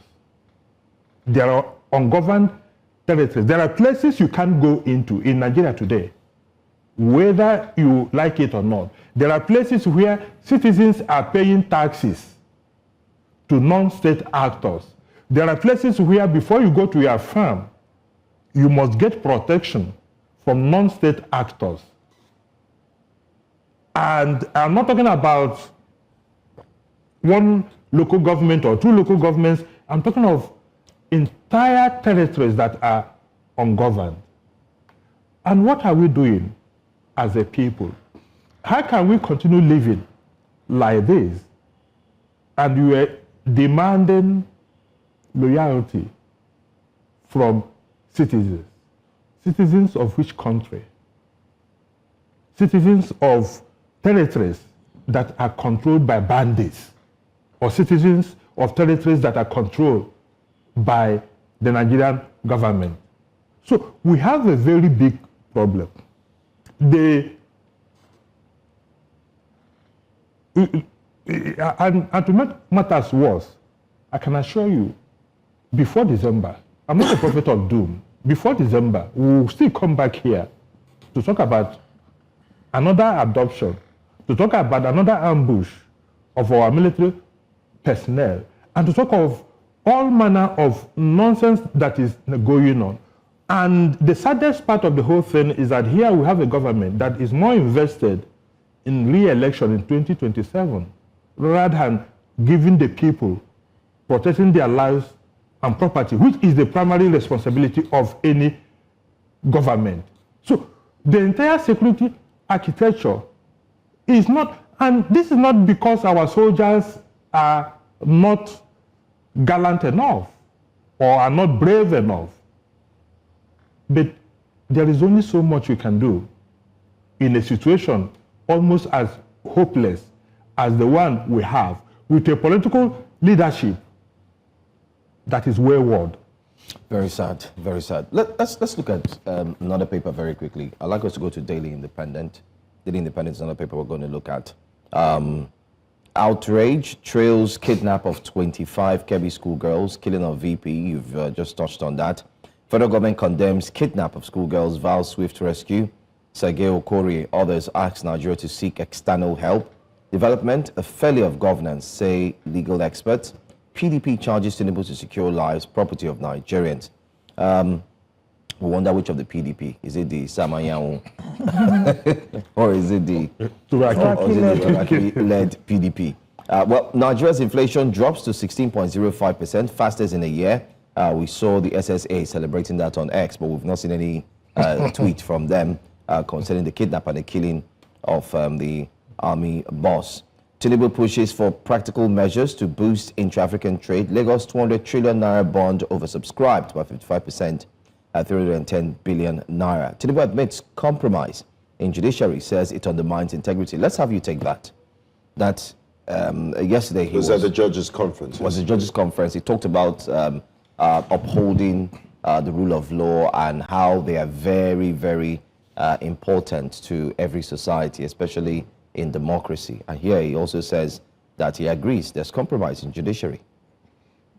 Well, it's ironic that President Bola Ahmed Tinubu, the Jagaban of Nigerian politics, is finally agreeing that there is corruption in the judiciary, because that was essentially what he said yesterday. Compromise. Bob, of course, we know what's compromise led by. What he said was that the judiciary reeks with corruption. Whether he is using compromise or whether he is doing anything, an upright judiciary or an upright judge should not be compromised. Compromised by who? And that's where, you know. So just to add to, before you add to your statement, what do you make of, just a few days ago, I can't remember the governor in himself, he bought brand new cars for all the judges in the state. Brand new tear rubber cars, The FCC minister has been building houses for them. It's almost like the minister of Justice. That is where I am going to. Okay, all right. Compromised by who? You may ask. Joe, not by you and I. Compromised by the same politicians, including President Bola Ahmed Tinubu himself, who went out there yesterday to pontificate. Because he knows where all the dead bodies are buried. And he knows what the issues are. He knows that in a situation where there are judges now, when there are particular cases, you'll be sure that those judges are going to be assigned those cases. There are judges when an issue has to do with PDP. Has to do with PDP. There are specific judges that handle those cases. There are judges when a case has to do with APC. Those are the judges that those cases are assigned to. Mr. Mechi, these are very serious allegations that impugn on the integrity of the judiciary. Do you have evidence of these things you're saying? And how sure are you that these things are happening? The evidence I have is what the president said yesterday, that there is compromise in the judiciary, because he knows. He knows that the judiciary has been compromised. He knows that the rulings that come out of the judiciary, in fact, even as a layman, you scratch your head and ask yourself, where is this not coming from? If this is coming from the highest office of the land, what confidence does it inspire to ordinary Nigerians that see the judiciary as the last refuge of the common man? I'm not too sure there's any Nigerian alive today that still sees the judiciary as the last hope of the common man. I am not sure. I may be exaggerating, but I'm not sure that there is any Nigerian that still thinks that the judiciary is there for the common man. You see, when we talk about these things, they sound rather. How do you explain some of the judgments that we get on daily basis? And it didn't start today. How do you explain that the judges are now the people who are electing people for us? Instead of INEC. Instead of the people themselves, to whom power belongs to elect who governs them. You go out there and do the tribunal ritual of voting. then it will behoove a 5-man panel or a 3-man panel or a 7-man panel to decide. Most times, none of these judges, none of them cast a vote to decide who won election. And you still call what you are practicing a democracy. No, we deceive ourselves a lot. So that all I'm saying is that the president did not say anything new or anything that people did not know yesterday. He simply reaffirmed what is now in the public domain, that the judiciary we have today is not part of the solution. It is part of the problem that we have, and it is getting worse by the day. You cannot get justice in the Nigerian judiciary as we have it today. Yes, there are pockets of judges that still have integrity, but there are more judges that you cannot vouch for. How do you explain that cause of concurrent jurisdiction? This PDP crisis that you mentioned, a judge gave judgment in Abuja. Another one gave another judgment in Ibadan. The same issue, the same cause of concurrent jurisdiction, giving judgments that nobody really knows now what to do and what to expect. Concerning the PDP and all that. It is good that the president is acknowledging, but of course the president is part of the problem. Anyway, I'd like you to hold your thoughts on that. Let's join our correspondent who is now live at, she's at Wadata, the plaza, the all-important plaza that is holding forth to two political divides. Good morning to you, and thank you so much for joining us, Sumaya. We can see your inside, and it's ready and set. Very calm and peaceful. Yeah, everything is looking good. Can you tell us what's happening inside and also outside? By the way, good morning to you.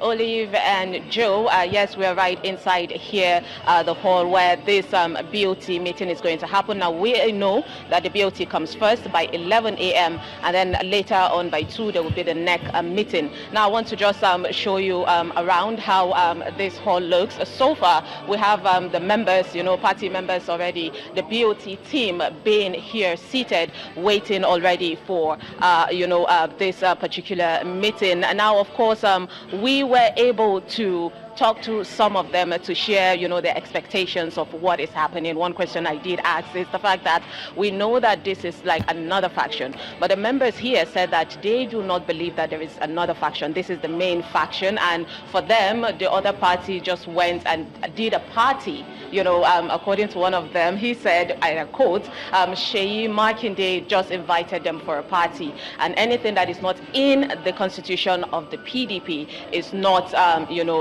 valid. So basically, they said that the deliberation coming, what they're expecting is to see, PDP make a deliberate effort in saving the party and pushing the party forward. So I would say the atmosphere here is exciting for the members, the BOT members that are here, which of course we know are partly divided with what is going on. But I know that it's going to be a robust discussion, and the party here are really willing to, talk after the deliberation. Sumaya, let me also ask you quickly. So the people you have there, the members, are members belonging to the Sambolanyahu, let's call it a faction now, because there seems to be a divide, or Sambolanyahu's divide or part of the PDP.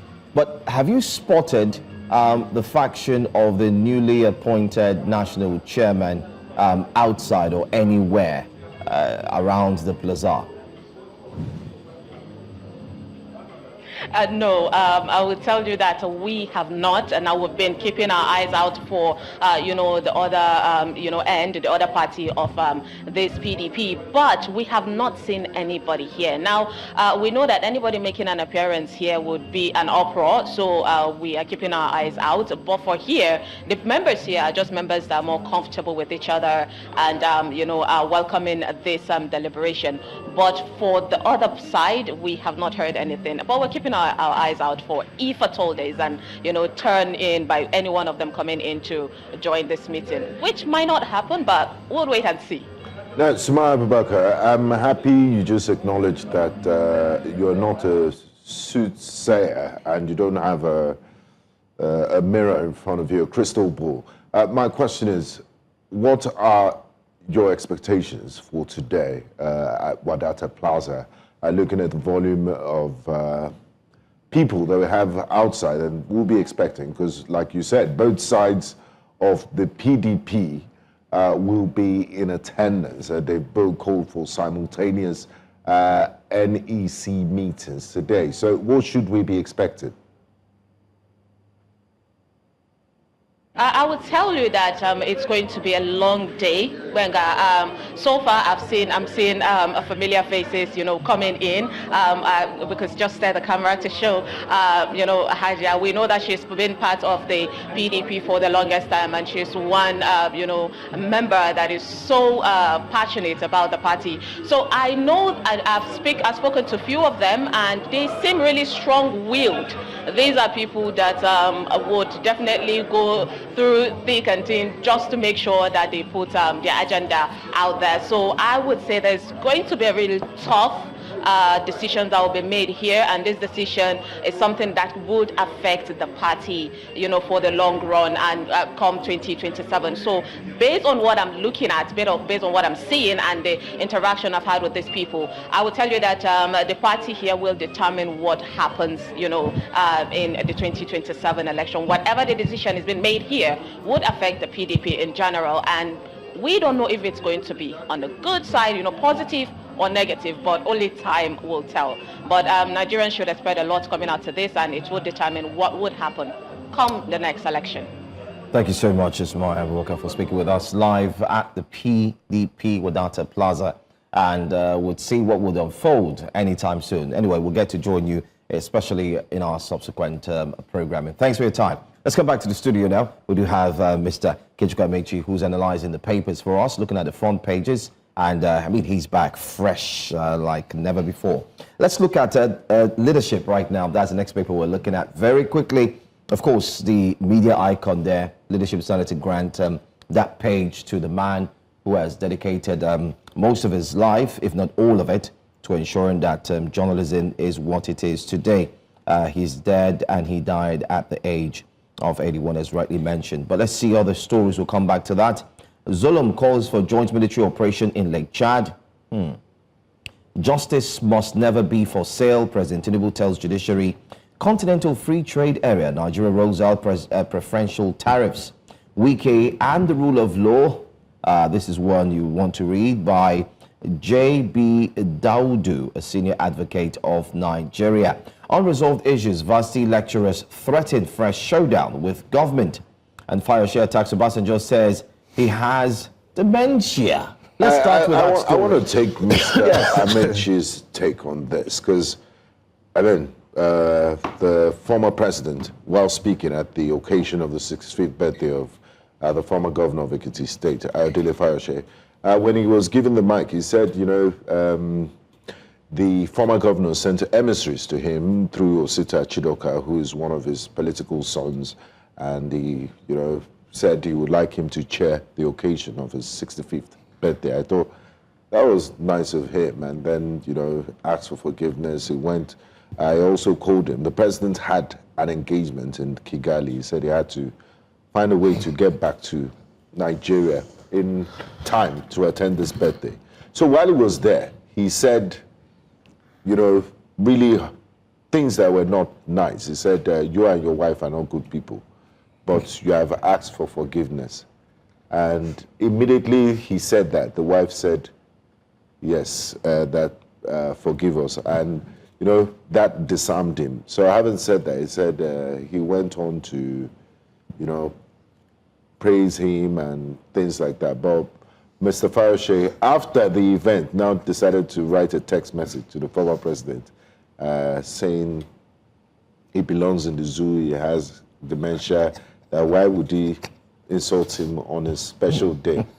I mean, this sounds very funny, but we're talking of elder statesman here and the person of former president. What do you make of this, all of this? Well, we ran that story yesterday. Then a friend of mine, a professor at Federal University, I think the one in Abakaliki, sent me a text message. He said, this story cannot be true. I smiled and I replied, I said, unfortunately, it is. It is true. You know, it is so surreal that you hardly believe that it is real. But that's Nigeria. That's how low we have gone, that there is no decorum again, even in communication. Nobody recognizes age, nobody recognizes authority again, and all that. But having said that, it takes two to tango. President Olusegun Obasanjo and Ayo Fayose are not the best of friends. It was Obasanjo who ensured that Ayo Fayose was thrown out of office. He was humiliated and all that. So they have never had good relationship. I don't know why Ayo Fayose deemed it necessary to invite Obasanjo to come and cheer. I mean, somebody you obviously know that you've had history with, unpleasant history. And Obasanjo does not take prisoners. He doesn't forgive. I forget. He doesn't forgive. If it was any other person, having accepted that you would be there, you could have simply done the needful of thanking God for his life, for being 65, and move on. Going into the history as Obasanjo did was unnecessary. But anybody who knows Obasanjo should know that that's the kind of thing he will do. So I'm not too sure that anybody who was in that gathering was surprised that Obasanjo did what he did. Now, I think Fayose did not also want him to have the last laugh. And he responded. Again, was Fayose right in calling Obasanjo names? I don't think so. No matter what your grievance is. That the man honored your birthday, agreed to be the chief guest of honor, despite his indiscretion in the sense that he said, you can't be calling him an irresponsible old man. You can't be calling him somebody that should be consigned to the zoo. But Fayose humbled himself, visited his home, seek for forgiveness, invited him. And after all these things, he came out to publicly humiliate him. Two wrongs don't make anything right. I have said that Obasanjo had no reason to do what he did. Imagine if you had invited somebody like Chief Emeka Anyoko to such an occasion. The moment he accepted to be there, you will see decorum. Obasanjo is not giving... Or General Ikenwachuku. Or any of them. Obasanjo is not given to decorum. I'm sorry to say. So he did what people know Obasanjo to do. Now, was Fayose also right in calling him names? I am saying, I don't think so. Even, he also said he should refund his money. And the man has refunded it. He has refunded it? The thief? Yes, because he said that he did not open the envelope. Open the envelope, and that he was going to send it back to him immediately. So that also shows you where we are in Nigeria. People who are statesmen, Obasanjo is 89 years, official age. Fayose is 65 years. These are people, one has been military head of state, president, and everything that anyone can ever aspire to be in this country. The other has been a state governor and, in his own right, a statesman too. So these are people, what example are they giving to the young people out there? How people should conduct and comport themselves in relating with each other. So it is rather sad, but it speaks to the decay, to the absence of values that is at the root of the problems we have in the country. So what's there to say? Of course, Obasanjo will insult him again, and Fayose will respond, and they will take their battle to the grave. Whoever dies first may not be the end of the battle. The tribute that one will pay to the other will also be a continuation of the insult. Okay, well, as we wrap up, because we're out of time, we have less than a minute to end the show. Mokunye Chukwemeka says, welcome back, Mr. Amechi. Sunday Adara has a very interesting comment, says, your biased guest is simply hateful of the present government for obvious reasons, and one shouldn't be surprised that his negative comments, which tally with the philosophy and aim of your station. How? How, Sunday So it's a good thing that those kids have been kidnapped, or we have insecurity. You're not supposed to discuss it. Well, unfortunately, we cannot. I mean, the truth is, every opinion will not sit with you. You can't make everyone happy. Yes. Nigerians love living a lie. Nigerians are hypocrites. Nigerians are hypocrites. The same Dare that is saying this, let him go back and see what President Bola Tinubu said about Goodluck Jonathan in 2014 when the Chibok girls were kidnapped. Even the vice president was governor of Borno State. He gave President Jonathan hell. He was striking his neck. The vice president was dancing yesterday in Lokoja to receive the campaigns. Acknowledge the fact that we have a problem. You can't begin to find a solution. To find a solution to it. The problem is not Tinubu as a person. The problem is that the government which he has is failing to deliver on the promises that it made to the people. And whether he likes it or not, whether it is for ethnic solidarity or not, that does not take away from the fact that Nigeria is not where it ought to be. Absolutely. Thank you very much, Mr. Ikechukwu. Annie Chinedu Brown, your biggest fan, says, oh my God, New Central, thank you for bringing Amechi back. We didn't bring him back. He came back from travel. He didn't get promised you that we didn't put him away. De-escalate himself from the problems of the And as we wrap up in celebration of International Men's Month, I want to say happy International Men's Day in advance to these wonderful three gentlemen on my set, as well as our incredible audience, Mokunye Chukwemeka, Annie Chinedu, and the many of you who constantly engage with our content. We're incredibly grateful for you. Thank you so much. Happy International Men's Day tomorrow. And Merry Christmas in advance to you and your white Crocs. Thanks for watching. Director, you can cut the camera.